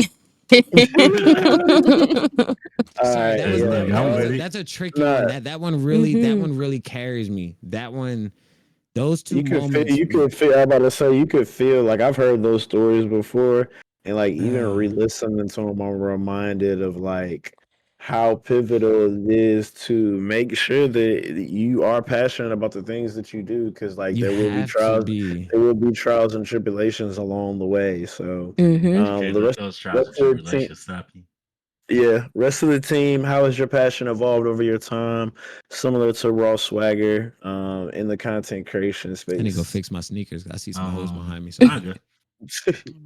for me, because when I started, I didn't really even plan on getting into content creation. It was literally because I was playing Overwatch and niggas in group me wanted to watch niggas play Overwatch. That was the only reason I even did it. And the crazy part is, that was when I was heavy at Overwatch. I didn't even stream it when I started after that. Didn't even think about Overwatch because Apex came out. No. Well, when Apex came out, that was my thing. And I was no matter who was watching, no matter what was going on, you wasn't going to see me on anything because that was the game I had fun on. No matter who I played with, no matter the people I met, it was just fun. And randoms aside, I enjoyed it. But the thing that really changed my passion into taking the content creation serious, or saying I am doing something. I'm that nigga, was this is before I even met somebody. I ain't know none of y'all except for B. So this is gonna be all new. So I used to do a segment on my stream. I called it The Couch. I told Elle about The Couch because I was thinking about bringing it back, but it was when I first got my my real first licensed counseling job, and I wanted to bring mental health to my streams.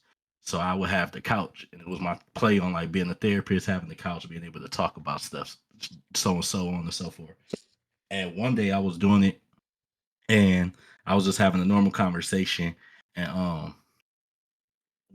I had a viewer that had came in. Actually, this is the homie. Her name was Sunny, and I talk to her still to this day. She don't get on Twitch too often no more, but Sunny was like one of the coolest people I ever met on Twitch, like period. And the only reason I met her was because of playing Apex. And I remember like talking to her, and she was asking about my career. This was when I did ABA therapy as well. So I was working with children with autism, and like, so I was just everywhere with my career. And I remember one day she asked for my she had DM'd me because she writes children's books, and she asked for my number because she wanted to talk about working with children and wanted a therapist's perspective. And I was like, okay, yeah, that's cool. So I sent her my number and we talked.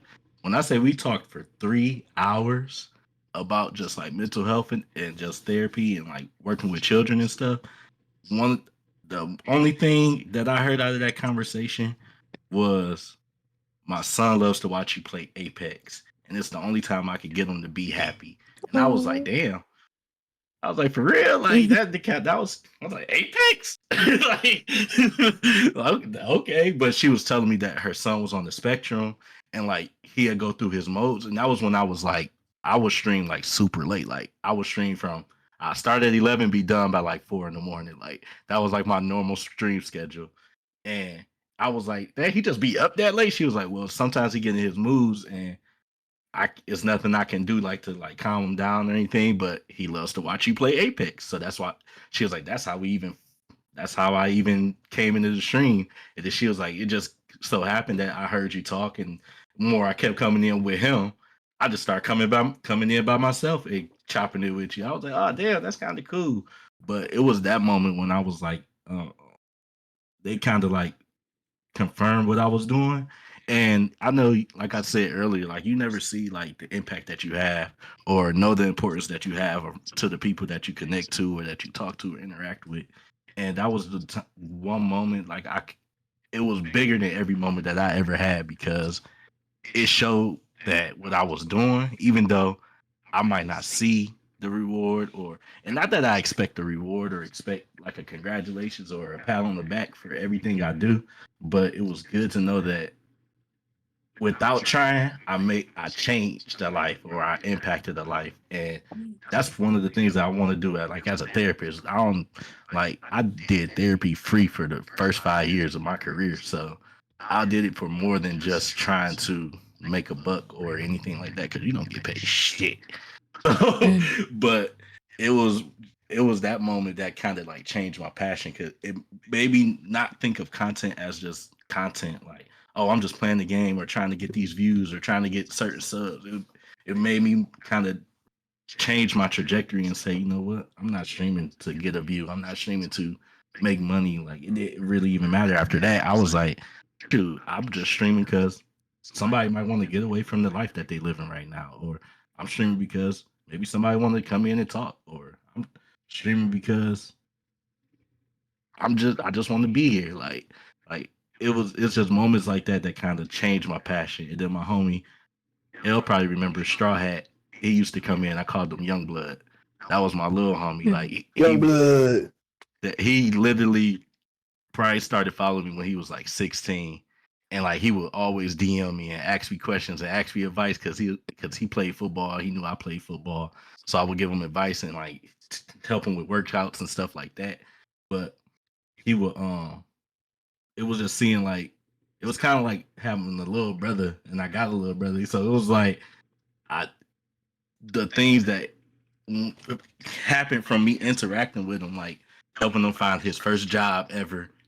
Like, so it was things like that that came from me just popping up on stream and being talkative or being open to talking to people. And those were some of the things that like kind of like changed that passion and made me say, you know what, like it's bigger than just being here or bigger than me. I'm doing this for like a bigger reason than just to turn on the camera or just make a couple dollars off of subs. Because outside of streams, like it doesn't get lucrative unless you do more than what you're just doing. Like that's what any job you own the company, you got to do more than what you're just doing. There's no like A billionaire ain't become a billionaire because they got one company that just did everything that they needed it to do. So, so you have to, in a way, put all like not all your irons in the fire because it's a bad analogy, but put your irons in the fire and see what works because you never know what impact it's gonna change somebody's life or change the interaction you have or what door is gonna open. Because who would have known that I would be sitting here and have a published children's book author in my stream talking about how I'm the only thing her son wants to watch, and I thought I was ass hate pick. So like I was like, I'm just having fun. I'm just here. Stop. Don't you keep that muted, bud. So yeah. Shut up. I just wanted to unmute. When it's my time to talk. But nah, that was one of the things that like changed like that passion and changed it like my outlook on streaming per se. Thank you, Outlaw. All right. How has your passion evolved over time? L Boogie, the floor is up to you. L, you go. You want me to go? Yeah. All right. No, you want me? Say no. Well, just make sure my mic is working because I was fixing it earlier. So, Crystal. I definitely will say passion changed over time. I am, especially coming from, I'm a mixer streamer first. Mixer refugee. Yeah. It was a time where I was a part of a stream there. We had a whole community set, and we had actually gotten partnered about 1 week before Mixer decided to shut down.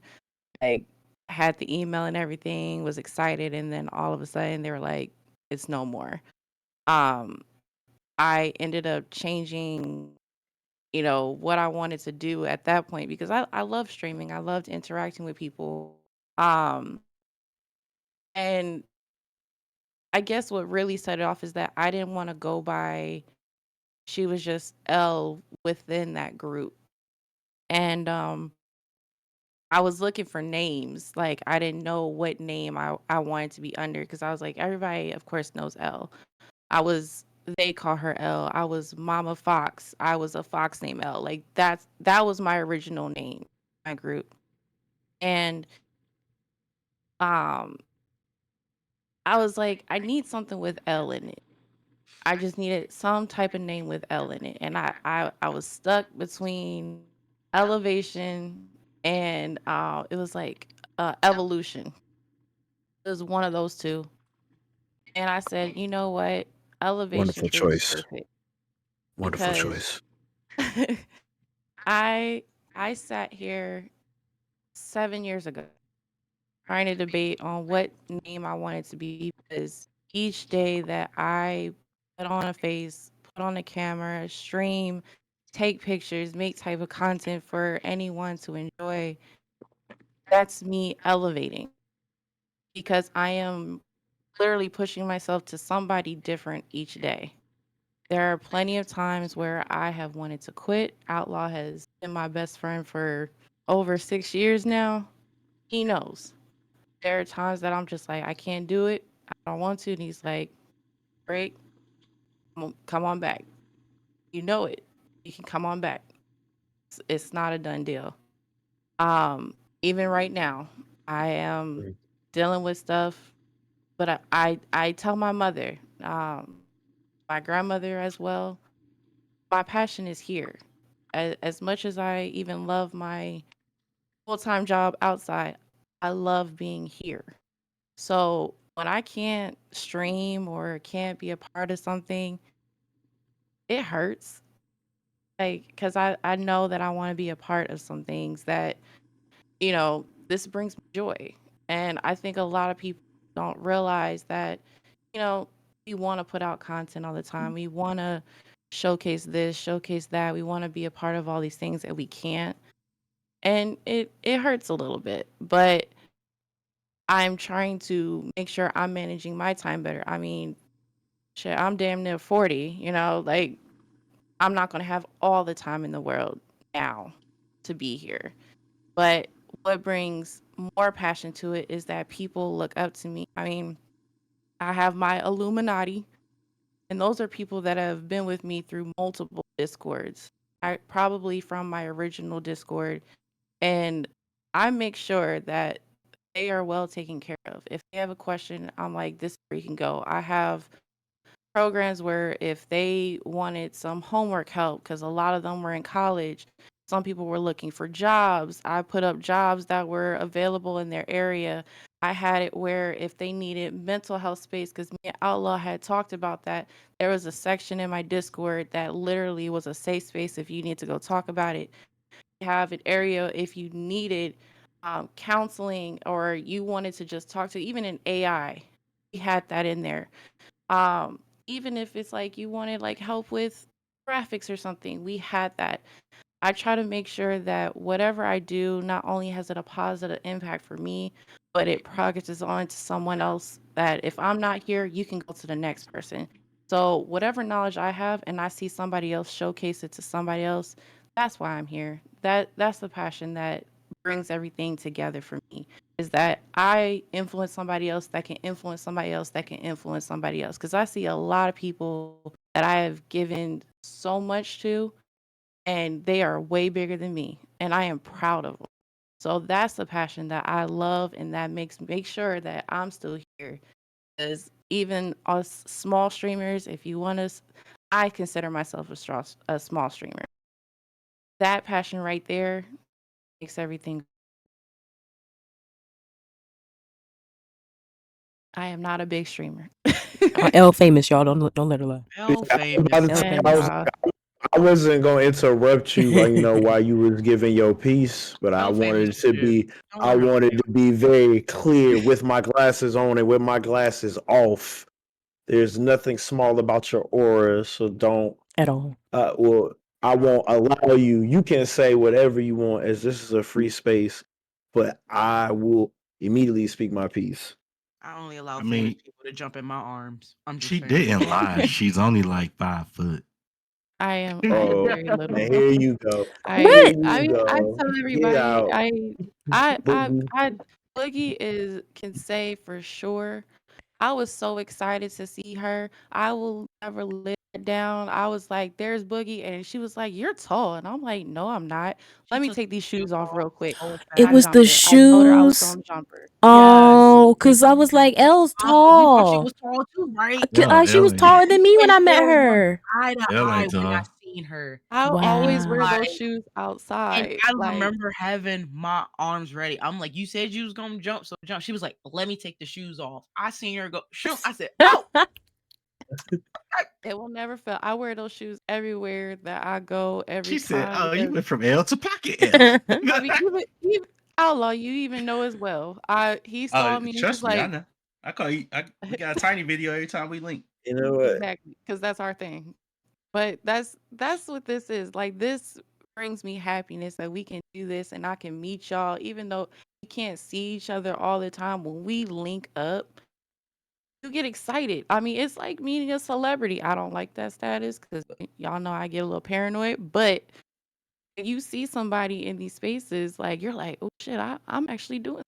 And L tapped me like she was Ray Lewis when I see her. L for sure.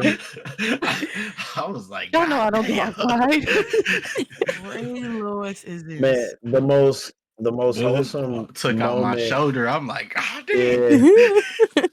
And one of the most wholesome moments with me, L and Outlaw were there in Atlanta. We were at DreamHack, and I was streaming, and DreamHack was so random because nobody said they were going, and it ended up being like 100 of us there. Had to force B to go. Let me iterate. We had to force B to go. We had to force him. Force this. And I will say to this day, I was going to cry if I didn't see him. They were like, "Venus is gonna be there," and I was like, "Okay, I finally get to meet him. They're like, "He's not coming," and I'm like, "He's not coming." Hold my beer. Hold my beer. And so, she was like, "What do we need to do to get Be Nice to come?" And I actually got there anticipating that you were not going to be there. So when I ran into Outlaw, he was like, "Be Nice is here," and I was like, "Where? Show me." I think it's in the video. Because I knew B was coming, and I was like, "Well, it's gonna be a pleasant surprise for L." So it was a very big surprise for me. I think And we I had was our excited. I we was had the excited about it. tournament, Yeah. and I was Yeah, like, because "Oh, he be was downstairs streaming. streaming. I'll be back." She was like, "Be here." I was like, "Yeah, I can tell you." She Yeah. was like, "No." But it She wasn't dropped even just everything. it wasn't even just it was L, it was Kage, it was Kohlberg, it was LBS, it was Danny. It was Everybody. Yep. there was nobody in front of me. Yeah, there was nobody in front of me, and then I looked up, and then it was like 20, 25 people in front of me, and I You knew gotta all think of when he them. was streaming, the only people that was there was me and him. He was setting up. Yeah. I'm like, "All right, I got a Yeah. tournament." He said, "Okay, cool." Yeah. I I about lost it. I about lost it. Hey, we need a clip of that because your He face was when we all crying. walked up. He got I emotional. did cry. I did cry, I remember but that. you I know, think That shit was. I know he cried. I know I cried. How the hell did I meet all of y'all at DreamHack at separate occasions? I don't know. Sitting here listening to this. I didn't yeah, know there it anybody. is. That's The actually crazy, an the emote. crazy thing is, me and Boogie did actually meet. It was just a passing thing. Like I didn't get her Y'all was in name. the area of me meeting niggas and shit. And I think I'm he just kept like, trying to oh, get I'm a you hugger. get him over there, and he kept disappearing. They were like, "Where's Allah?" I was like, "He's right." Okay, I don't know where he's at. And he's Look. like, "Oh, I was over there." We kept past each other. So I was just like, you know what? I've known Allah for this long. I know he's gonna be here. So it's a reason my homies call me Phantom. what you mean you weren't invited to DreamHack? I was there to compete. I didn't know anybody was gonna be there. I will be walking with you. I didn't even know what DreamHack was. I was just making sure B got there. I was the driver. I gotta actually see. Uncle really pulled up and was like, "Oh yeah, this is interesting. I should probably do this." That shit. Yeah, that shit was crazy because I literally got. Me and B both actually got approved to stream for DreamHack maybe like 3 weeks before. Imagine I didn't be invited to DreamHack. No. First off, before you go excluding yourself to anything, you were invited to everything. No, so Danny, they called me this my freshman year at college. That was 2010. So Danny, what you mean you passed me? See, this is what we talking about. And then Danny was there. She was with us the whole time. Yeah. And then it's like Sunny, and she knows. Like I wasn't leaving her when we went to DreamCon. I wasn't gonna leave. I didn't meet was Sunny. I was sick. I didn't go to DreamCon. I was like, I can't beat my Sunny. You can even. Yeah, no, I was searching for her. She was like, I'm over here, and I passed her. Didn't even know.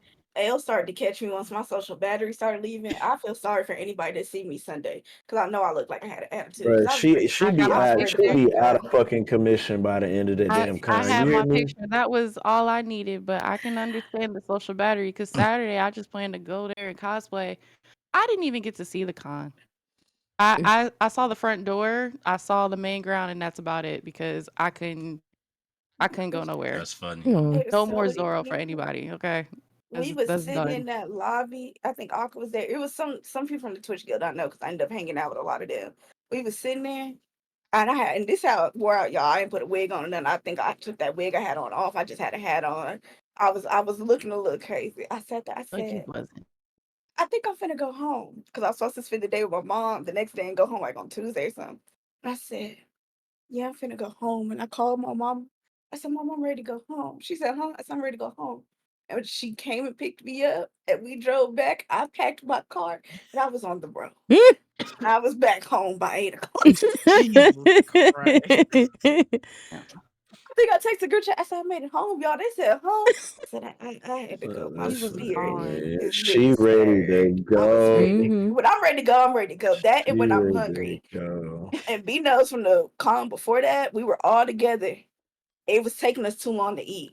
And I was gradually getting crankier and crankier. And I was trying to hold it. And I think B Nice looked at me and he seen my face and he said, y'all, I think it's time we go get something to eat like right now. Like I literally is like, we gotta go ahead and get marching orders. This feel like it's about to go south. It was. Niggas didn't have no angst. Niggas been drinking. I have a knack for that because that was me at MomoCon too, sitting there fucking creator a lot.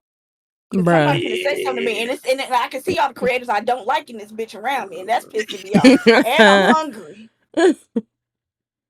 So we need to get something in me quick. Good for pulling you away from a situation. or the premonition of it happening. Yeah. That's subtle. That for sure. I know My asthma had me wheezing. Bring snacks next year, Sunny. Always fit. Especially because that year was WalkaCon 2024, whatever year that was. Oh my gosh. It felt like every time we got somewhere, it was full or it was empty. Now you walk into the next place, or you walk into something. But I got so mad. This is too much. That's fine. We ain't never did it again. We do need to do it again. But the first MomoCon, we had a cooler. We had drinks and snacks. Boy. So we was just passing out snacks, and we had made the Summeritas. We had the Summeritas, boy. Yeah, so we were charging. I ain't gonna lie. Yeah, we were charging people and creators we ain't known. If we knew you, we just gave you one. I'm screaming. I keep Y'all it were the tequila. ones Look, with the salt with the Ritas, bro. Yeah, that was me. And people was walking up to us. They was like, and they were like, "Can they y'all were like, "Oh, it's just somebody selling adult Capri Suns." I'm like, I'm not drinking that shit. Do you know them niggas? Like that was.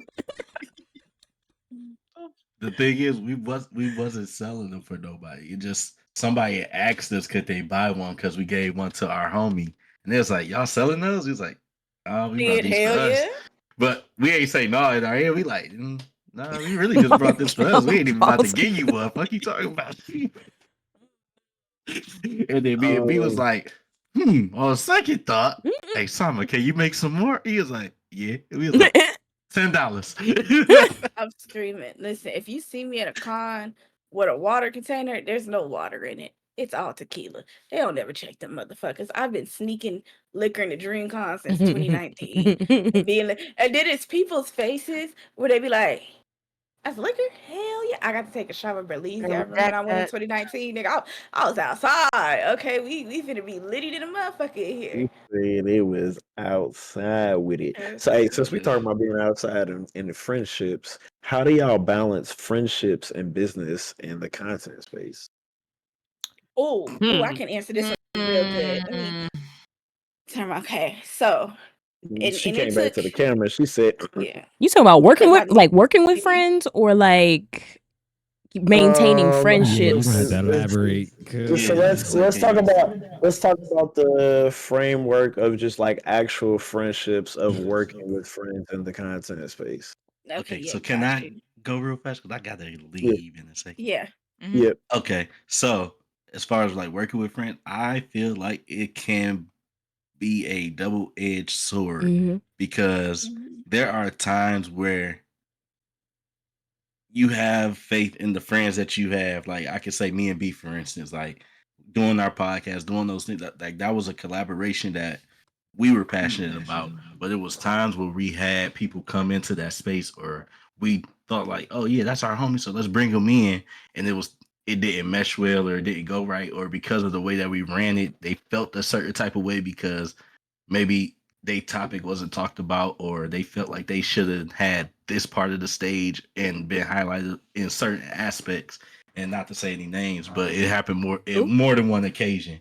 So it could be a double-edged sword. But I think like one thing with managing that is one, understanding the people around you, understanding your circle, understanding your friends, their abilities, and their own, and what they can do and what their passions are, and incorporating that to complement them. A collaboration to me, it isn't not only just something that you want to do, that something that you enjoy, but it's also to complement the person that you're doing it with. If me and Boogie do a collab, it's gonna be something that we both do. It can be Marvel, it could be Tekken, it could be whatever we both passionate about. Me and Ella do collabs, Tekken, Apex, whatever it is that we enjoy each other with, and those are the people that I know. Like, all right, I can do something with this person, and I can be confident that they're gonna handle their part, and I can handle my part. But it's the friends or the people that are your friends that call themselves your friend or put that label on them that take it for granted. And then you get into that space or you work on that collab or you work on that project and then you stuck with all the work. And it's like it's supposed to be our thing. But then after you do work, it's like, oh, you didn't put my name on it. Yeah, because you didn't do shit. Right. What you expect? And now they mad at you because you ain't put their name on it. But it's like, I said you featuring. Like it isn't hosted by us. You just, you're a piece of it, but it's giving Marc Jacobs by Marc Jacobs for Marc Jacobs. but like I don't.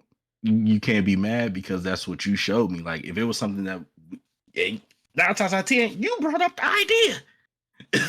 That'd be the crazy part. It'd be like you brought the idea and then I did all the work.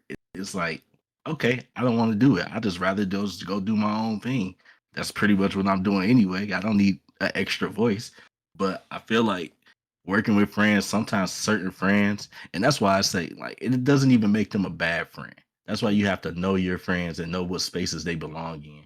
Every friend isn't for every situation, and every friend shouldn't be in every lane of your life. Exactly. You got to put people where they belong. And the moment, the faster you can figure out where people belong, the easier life, content, and everything can be, because you're not going to put somebody in a wasteful space where they're wasting time or not making an impact in that area that you placed them in. If I know it's like just random, but if I have a friend that I know can fight, that's probably gonna be who I call before I call the friend that can't fight. I mean, you're not my homie, but I'm not about to hit you up. Always some niggas that's like, what you ain't call me for, man? What was you about to do? Because you would have got your ass beat, then I would have still got jumped. Like, What you about to do? what's the part? You want me to use you as a meat shield? At least I respected you enough not to get your ass beat. Like, so you should be happy about that. Okay. But no, I was saying that to say, like, understanding those friends and understanding the space that you have people in, you have to be knowledgeable of those things, because you don't want to put somebody in a place where they can be overwhelmed or it just doesn't fit their vibe. So like I said, some friends ain't for everything. Just, I got friends that love video games. I got some that won't touch a video game. I got friends that's I can't talk about, but I got friends that I can talk about. But those are the things that you have to like be aware of when doing like collabs and stuff, especially with friends. Understanding what's that friend's intention, what's their passion, how do they work. Like sometimes we got friends we never worked with, we don't know their work ethic, and then when we get in, it's like, damn, like you don't do this or you don't do that. You don't. Well, clear. I ain't know shit about you. But now I know for future reference. Okay, I'm not going to collab with you in this aspect, or if we do, you come with me with a plan, and then we'll work on that. But yeah, that was my piece. I appreciate that, Outlaw. We'll grab, so for these last few questions, we'll just grab 2 responses from one of us in general. So if we could get one more response. How do you deal with friendships in the business content creation space? So I'll take this one, since I feel like I've been working with B for a while now, so I'm going to be referencing us specifically, as well as the team. But I think for me, it's not that hard, because I think we have a baseline of respect for each other, but we also trust in each other. So when we pivot into that business space, we know that what's being said is always constructive. It's not to be cynical or picky at one another, but we have the same one band, one sound vision of this is our end goal and helping us get to that goal. So for me, I find it very easy, but I know when me and B first started working together, B would always ask me about work shit. It'd be like 5 a.m, 6 a.m, my time. I wake up to a text like, okay, so we need to do this, this, this, and this. Good morning to you too, nigga. And y'all know how I feel about greetings before you ask me stuff. I didn't even brush my teeth and wash my ass. And you giving me itinerary like I'm not on my way to my actual fucking job. And so I remember we had a conversation. I was just like, B, I love to help. I love to do this. I'm in it with you. But I got work hours when it comes to this BU shit. You can contact me between these hours and these hours. If you got me in a meeting, I'm in a meeting for an hour. You start pushing over that, I get an attitude. I'm going to leave. And we had that conversation with each other, and he understood. And he said, okay, I heard your concerns. I want you to be able to work efficiently and be there and be available when I need you to be there and be present. And so, and vice versa, he's got on me like sometimes you're not always present. So doing things to make sure I am more present, the way we check in. So he usually texts in with me through the text thread because it's easier that way. And letting me know if there's something he for sure needs me at, he lets me know that so I can block it off.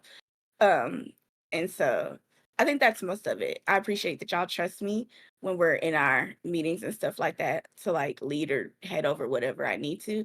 I think we give and take in that way. So it makes working with y'all, because y'all the only people I really work with. When it comes to working with others, I'm always very open. I just don't like wasted time. So if we say we're gonna do something, let's do it. Let's make a plan and let's execute it. But if we're gonna do a game of like phone tag about it, you can keep it. And you just might not be in a space right now where you're ready, or I might not be in a space where I'm ready. I think that's okay to communicate that, especially with being friends. It doesn't always like there's a seriousness to it, but there should be a vulnerability there that should ideally make it easier. So yeah. Thank you for that. I did something right, y'all. Did you? Until next time. Did you was crazy. Next question. What's one way you show love and support to other creators? So that can be team members, that can be your creator peers or friends outside of that. She barked at me earlier. At every one of y'all. Like I let y'all Not know. even the husband. We was buried in the BC. Honestly, it's like I don't how do I say this? Because I know how busy I am, sometimes it's hard for me to like check in on what everybody else is doing and like give them their flowers. So when I had the downtime, if I see something somebody's posted, I'll be really cringy in your comments and like just go off yelling and doing whatever. And y'all know I do this. But I do that because especially if I don't see a lot of interaction with something, I go out of my way to let a fellow creator know that it is being seen, and even if it feels like nobody's like interacting with it. So yeah, I just be goofy in your comments for real. Man, so Boogie barks, Anka is goofy in comments. What else? I think I do the same thing as Boogie. And if I it's think really I'm good, to I'm every gonna ask single you one of y'all what kind of photos. arc you want. I'm gonna ask you if you want that arf, you know, that arf, or you want that dog in me. You know what I'm saying? Now you gotta put tell the everybody bass I'm in it gonna every jump on time. y'all. So I think that's me. I'm gonna jump on y'all every time I see y'all. I don't think I jumped Anka. No, you So didn't. I was afraid because we're same height, so I was afraid. But if you're taller than me, Anka don't jump. eat, so you gotta ask questions first. So, because if she don't eat and she try to go for the jump, it's I Might ain't trying pass to. out. I can't with you. Like, I know. that's what I'm saying. I think we all support everybody. Like, I mean, people have to realize we are all busy at some point during the day in our lives. I know I suck at posting and I get on Outlaw for it. I apologize, Outlaw, because I do it to you all the time. But we share a lot of each other's stuff. If it comes, I know me, if it comes across my timeline, I'm sharing it. If I see it, it's posted, putting it in my story. I'm terrible at group chat, by the way. I see it and I still won't post it, but if it comes across, I'm putting it out there. I think everybody that has had some type of apparel, I have bought it, I have supported it. I still have my hoodie, Boogie, my Black Girl Gamers hoodie. I redid it too. Like, I mean, even like, you know, little gifts and stuff. Like, I have all those and I have pictures of it. So it's like, you guys see it and I post it and make sure, you know, people know, you know, you can support other creators. Like, it's not hard. It's not hard. It's free. It's a tough job. Somebody's got to do it. Because they say, like, support is free. Like, that's the bottom line. Support is free. Like, if you can't afford to buy that shirt, somebody else might. So why not share it? And so people need to really just, you know, don't take it like, oh, they didn't share it. First of all, I might not have seen it, but I thought I saw it. But you'd be like, oh, did you see what's your stuff? I saw you looked at I have no idea what you're talking about, bro. Like if I didn't share it, I didn't see it. That's how I see it. But yeah, just the retweeting, commenting, reposting. I mean, that's the most. Bye, outlaw. Bye. You know that's the best way you can support a fellow creator, even if they're like new. Like I've been seeing a lot lately, a lot of streamers that are pushing to become affiliate. Like I'm Well, like, that's not dang, gonna you be an still issue got anymore. yeah. I mean, usually now it's like, okay, you're becoming an affiliate. Let me give you a follow, and and another way, you bring in those people that are looking up to you, that want that influence. Like, what do you know? So, just things long way. And yes, food delivery. So I'm eating. Yeah, enjoy that. So we got some chat responses as well. Katana Blade 95, how I show love to other content creators. Definitely making sure to mention their names, shout them out, use my own big ass mouth, have their names mentioned in my chat, repost their posts, give them a nice katana loving, energizing comment. Have their names on a custom timer created by me to uniquely stand out. So look, that's the unique way that Katana shows love. I think that my way of showing love is a little different. I have my hands on a lot of pots, and so my way of showing love to people that I want to support is by providing them access to resources that I have or other opportunities to keep advancing them. And then also I enjoy telling people when they're doing a good job, specifically how they're doing it, so it sounds personal to them. And I know sometimes just in hearing that it can be a major lift because we don't, as Black people, a lot of us may didn't grow up with that. So sometimes just hearing somebody say that you're doing a good job, or specifically like, "Hey, Anka, you did a really good job making the best of that Gambit event, even though your community may not necessarily want it." Boogie, you did a phenomenal job stepping in for us on the Fortnite kill race when we needed one. You really saved the event, you know what I'm saying? And Like, won it. man won it, but just being able to tell people sometimes just specifically what they're doing good at as an observer, right? Because sometimes I do observe people. It's something that I enjoy, doing. So that's Get how the I show love 4% to other better every creators. day. Yeah.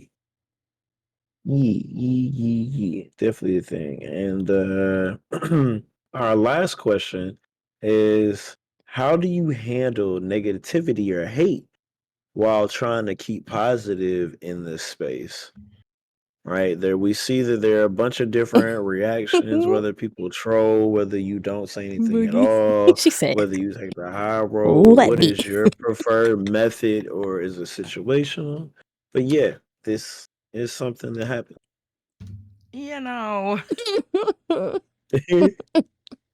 As a young Black woman that grew up in DC that wore glasses, trolling has been a thing for me. So, how I handle it now, I laugh at it. Do I also troll back to a degree? Absolutely. Why? In my head, I think of stuff as content when it comes to things like this, and that's how I really get through it. I think of it as them like random little comic strips that used to be on like the mini pages in the newspaper, and just make fun out of it. And sometimes it do bother me, but I know normally when comments bother me is because I'm in the whole no love thingy. But I have grown. Well, I'm growing, and just being able to understand that nobody would ever say this in your face, and even if they had the moment to, they wouldn't. They would smile in your face. Is how I get through all of it. I have been through people trying to tarnish my name, people trying to diminish who I am, saying I'm not a girl's girl, and all this other stuff. And the reason why a lot of times people are trolling or say negative things about you is because they not you. They don't have the things that you want, or the things that you know they're looking at. A lot of people will watch your social media harder than you will. and they will know Clock every it. little Clock it. thing about you under the A sun. word. And it's just like they keep tabs up on it. I know somebody that I haven't talked to in years realized that I was up for nomination for the Game Hers Award this year. And I'm just like, for someone who does not care about me or my well-being, you surely do know a lot about me. And one thing about me, honey, if I don't want to see you, I'ma block you. I'ma block you. I'ma hide everything about you. I got a whole burner account to where I make sure I block you on that. And I protect my peace and my space. I don't want to see it. I'm gonna block it. And Protect your peace. that's really the easiest way to say it. It's just like Mhm. you see it, you block it, you laugh at it. You Gervais, you know. kind of loud. You kind of loud. You kind of. No, I meant that. No. You But know. my approach is He's different to spitting and you it. kind of Mhm. loud.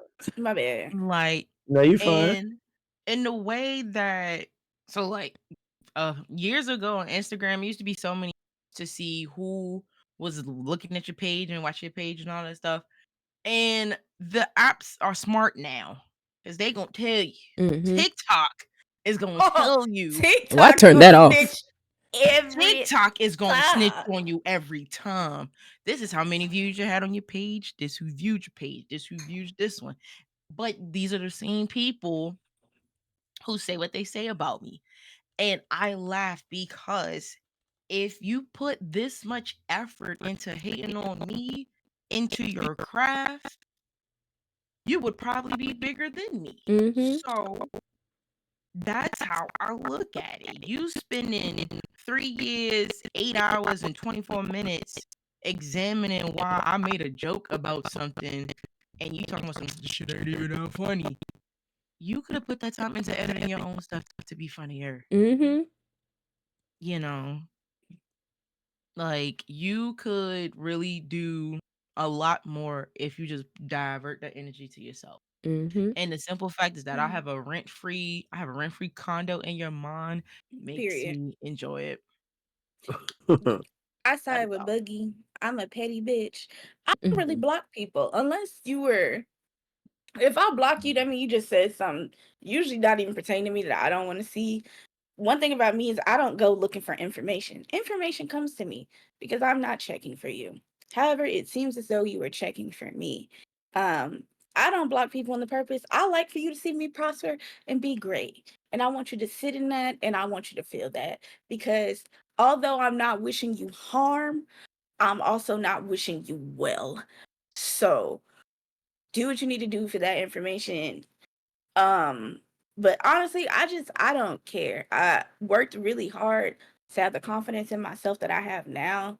So what somebody think about me really cannot phase me anymore. You know, as they classically say, if you're not fucking feeding or financing me, we don't give a fuck what you got to say. Motherfucking part. Because the thing is, if you don't like it, baby, your finger goes up and down, scroll off.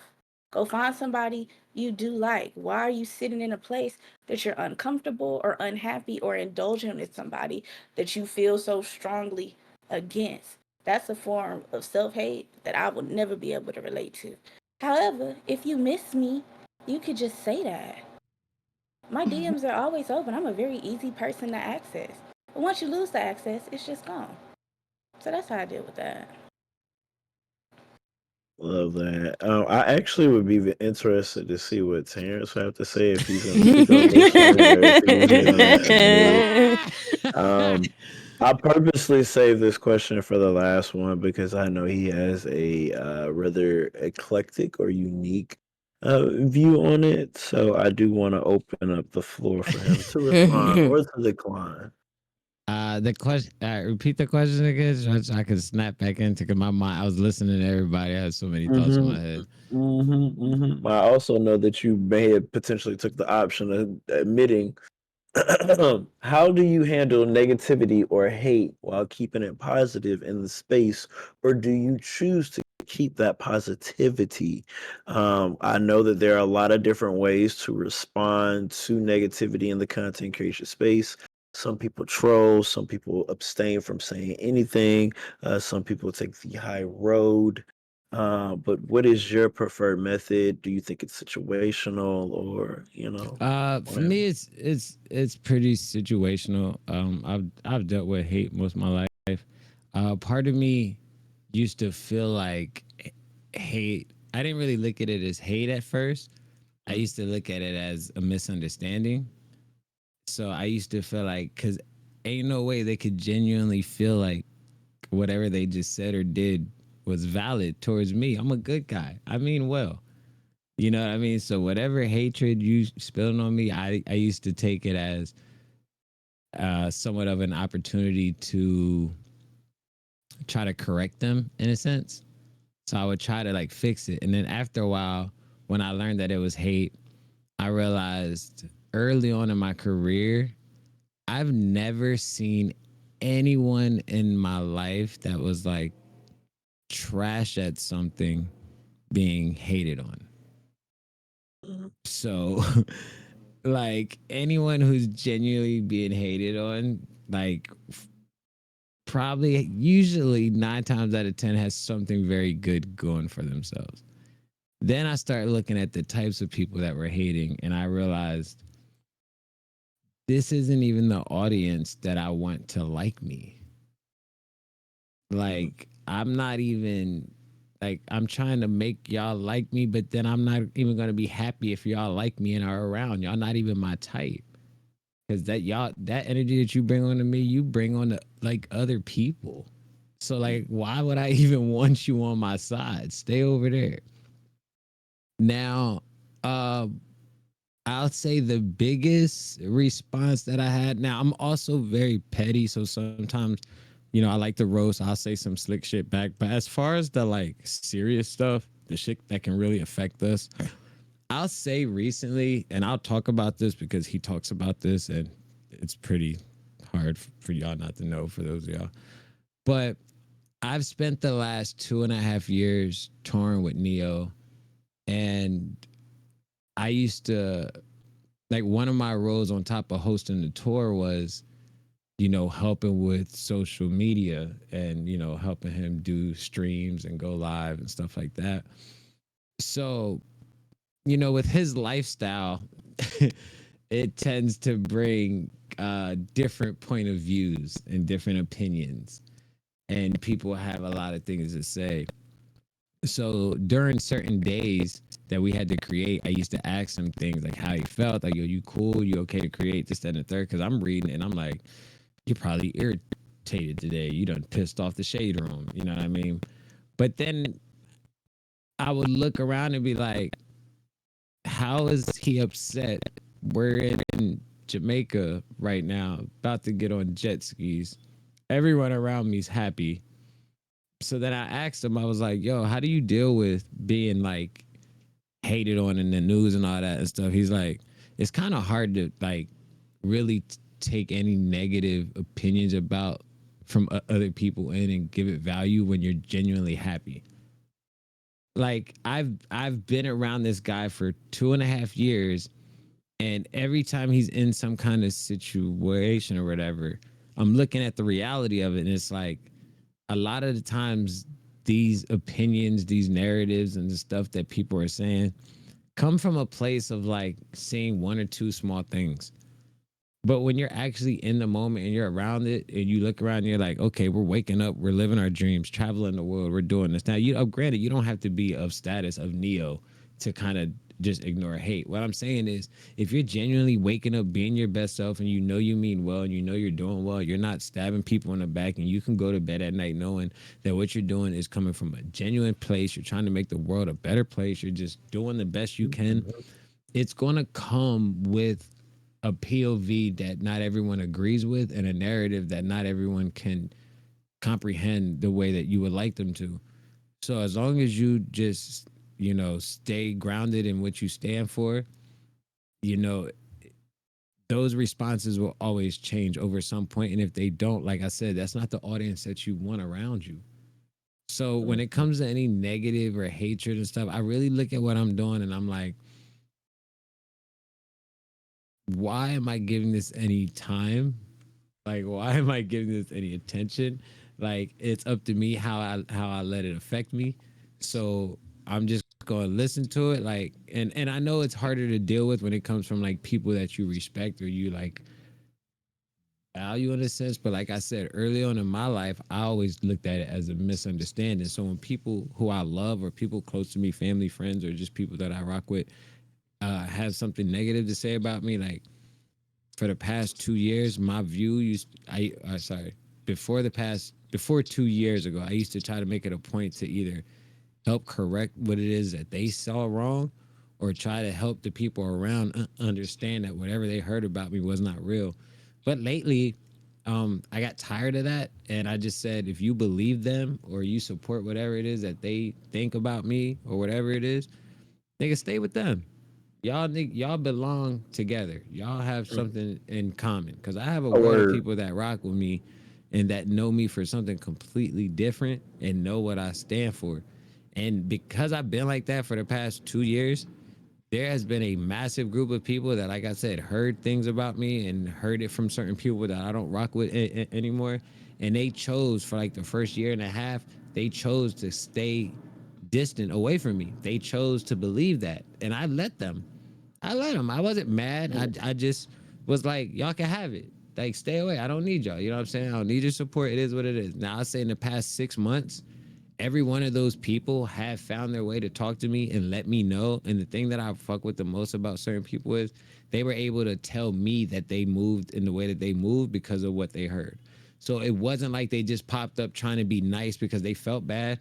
No, we had an honest, transparent talk where they were like, listen, I heard this from such and such, and I ain't gonna lie, the way things is looking, it seemed a bit true. I was just unsure. I decided to stay away. I understand. And they like, and within time, I was able to see them for their real self and see that, oh, they was trying to make up shit just to keep me on their side. I go, oh, I was aware of that too. But I was letting you stay there because I didn't make no effort to change your mind. They're like, damn, you really didn't. But I'm like, I can respect you for being honest and letting me know that, because then, you know what I'm saying, I know that you're one to see things for what it is. And then time, if you don't see it, then you'll see it when the time needs to. So at the end of the day, when you're aware of, like I said, what I got going on and what I stand for, the negative stuff is just part of the game, and it comes from the state of projection of people feeling less than because they got the same dreams and desires as you, and they have to say things to water it down so they could feel better about the position that they are in, and they could go to sleep at night feeling like they're okay with where they at in life because they have a way to knock what you got going on. Mm-hmm. Mm-hmm. A word. Raw swag, everybody. Back to my vibe check. Yep. Enjoyed. There was something he said multiple times. Something T has said multiple times throughout everything he said tonight is having basically a strong foundation and like a strong belief system and everything like that, no matter what it is. Because when that negativity comes at you, if you don't have that solid foundation, you're more likely to fall apart. So, and whether that be the support of the people around you, your circle, or whatever that may be for you, you need to have something that can support you at the end of the day, because this world is full of negativity and it's not going to change. So don't let it break you down. All right. So that's all I got. True. Ours. All right, y'all. So we got an opportunity to talk about love and the concept of content creation, of friendship and business a little bit today. We're getting ready to wrap up and get up out of here to conclude the 7th installment of the Blurs Unite Block Party. And yeah, we made it. We made it. Sunday is always like who is left standing, but you know, this is the, I think, second or third block party where we've had 5 days, and shout out to all the creators who, you know, were a part of it. And I'm gonna turn the floor over to everybody else. Make sure you tell everybody where they can find you at. In the streets. In the streets. Whoa. Where you and if you see me in the streets, remember, you don't know me, but Yeah. Go ahead and let everybody know where you can find you. We'll start with Idios and Anka.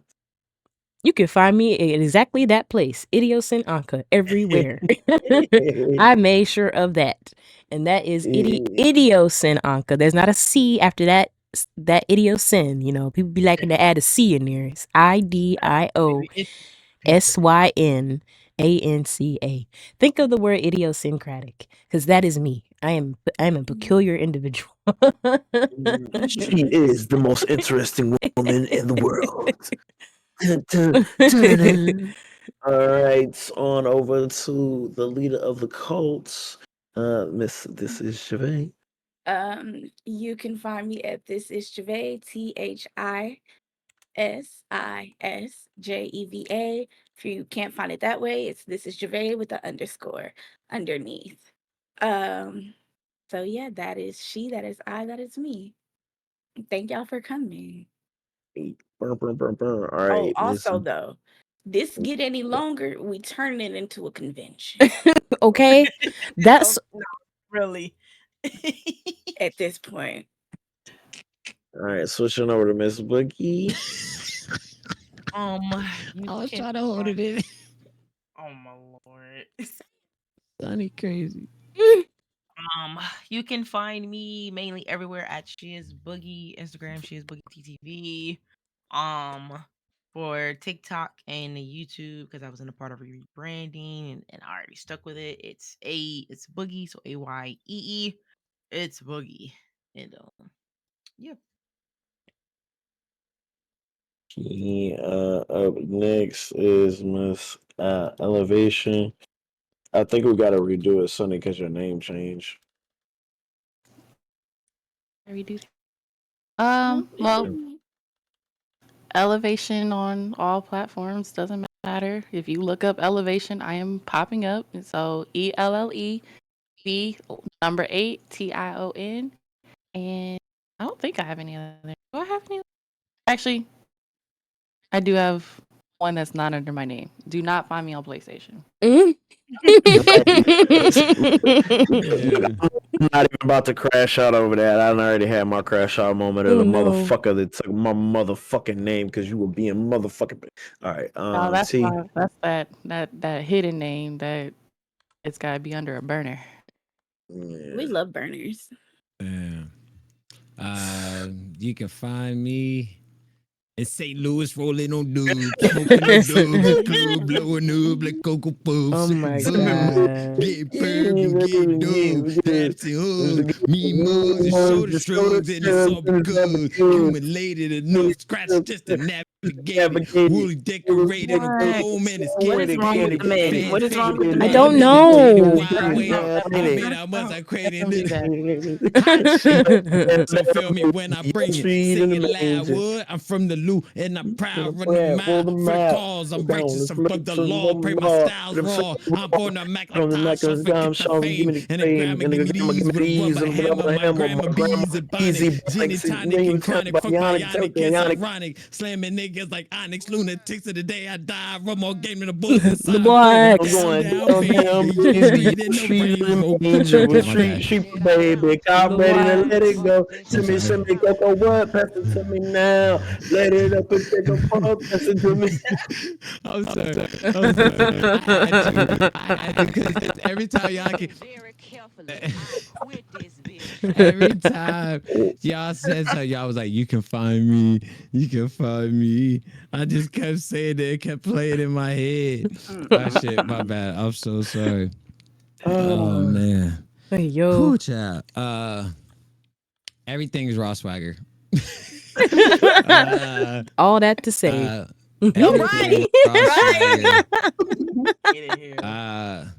Raw, like unprotected, swagger, like I'm cool as shit. Are you? Huh? So instead of saying uncooked, right, you had to go there. Right. Like what? I don't know. Uncooked swagger kind of don't really. Uncooked swagger. You know. Listen, guys. Raw like unprotected. Oh. Okay. Swagger like I'm cool as shit. Yeah, that's it. Everything is just raw swagger, gang.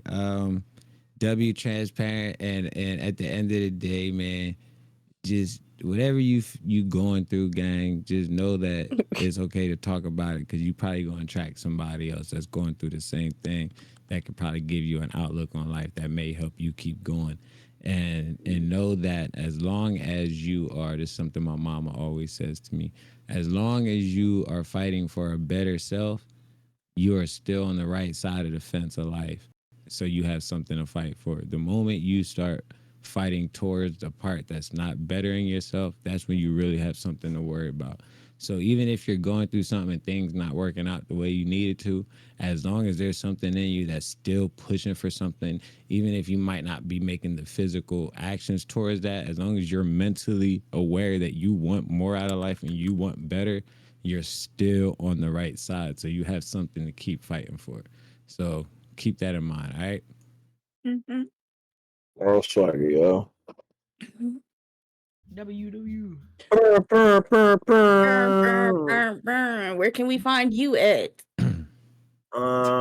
You can find me where the blacks are at. The blacks. The blacks. Yes.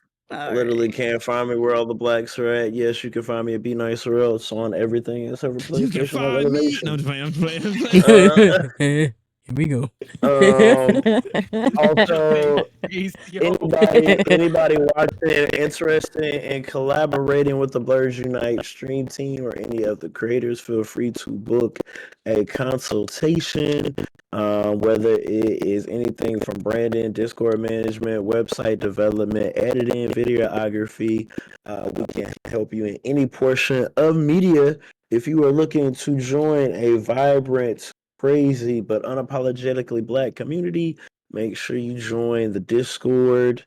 Now, before you do that and you fill out all those forms, make sure that you watch this VOD and you get to see everyone's content so you can see the type of people we are. Because if you would not fit in this group, I promise you, you won't stick around. Okay, it won't even be like you'll be silent. You will be removed. Ejecto el Cedo. All right. You're scary. We protect the energy. But we also do protect energy and vibes. So yeah, that is also important. Especially the women in our community. We protect the shit out of them niggas. So all you guys pull up with all your riz. That's all cool, my nigga. Be great, but don't be a weirdo, gang. Don't be a weirdo. Emphasis on don't be a weirdo. Don't be a weirdo. And that goes for y'all women too. Like, we niggas and shit, but trust me, we got motion, so we don't need the extra shit. You feel me? Weirdos. Like, trust me, we're not gonna sit there and think just cause you flirting with us, we gonna take that. We not pieces of meat unless we want to be pieces of meat. Oh, you hear me? Whatever he has wild. I just want y'all to know that that's growth. and we love that for us. And we love that for us. With that, let's go ahead. What y'all niggas doing after this? Shit, we gonna be in that Discord or in the bed or what editing. Y'all trying to run though?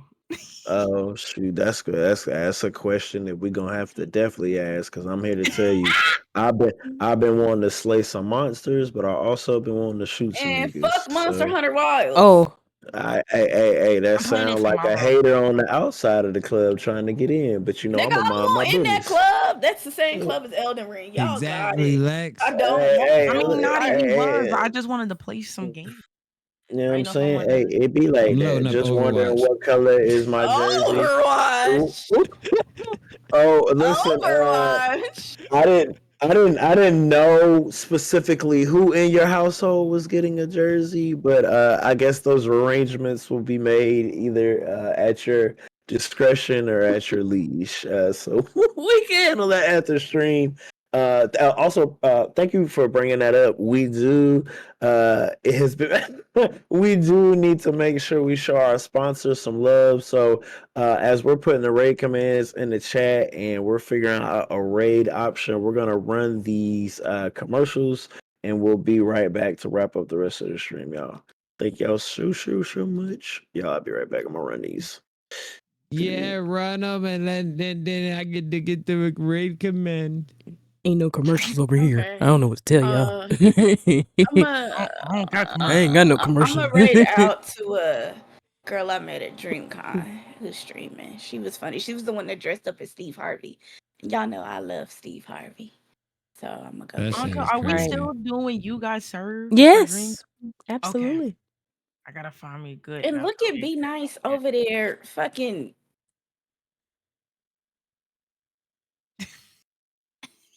He got money. He got money. Ooh, Oh, ooh, he got money. He got money.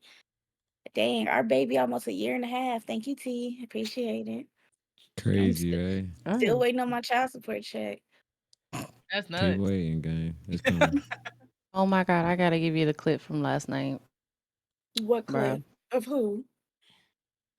So Of I miraculously turned off my engine while playing the game yesterday and crashed at the finish line.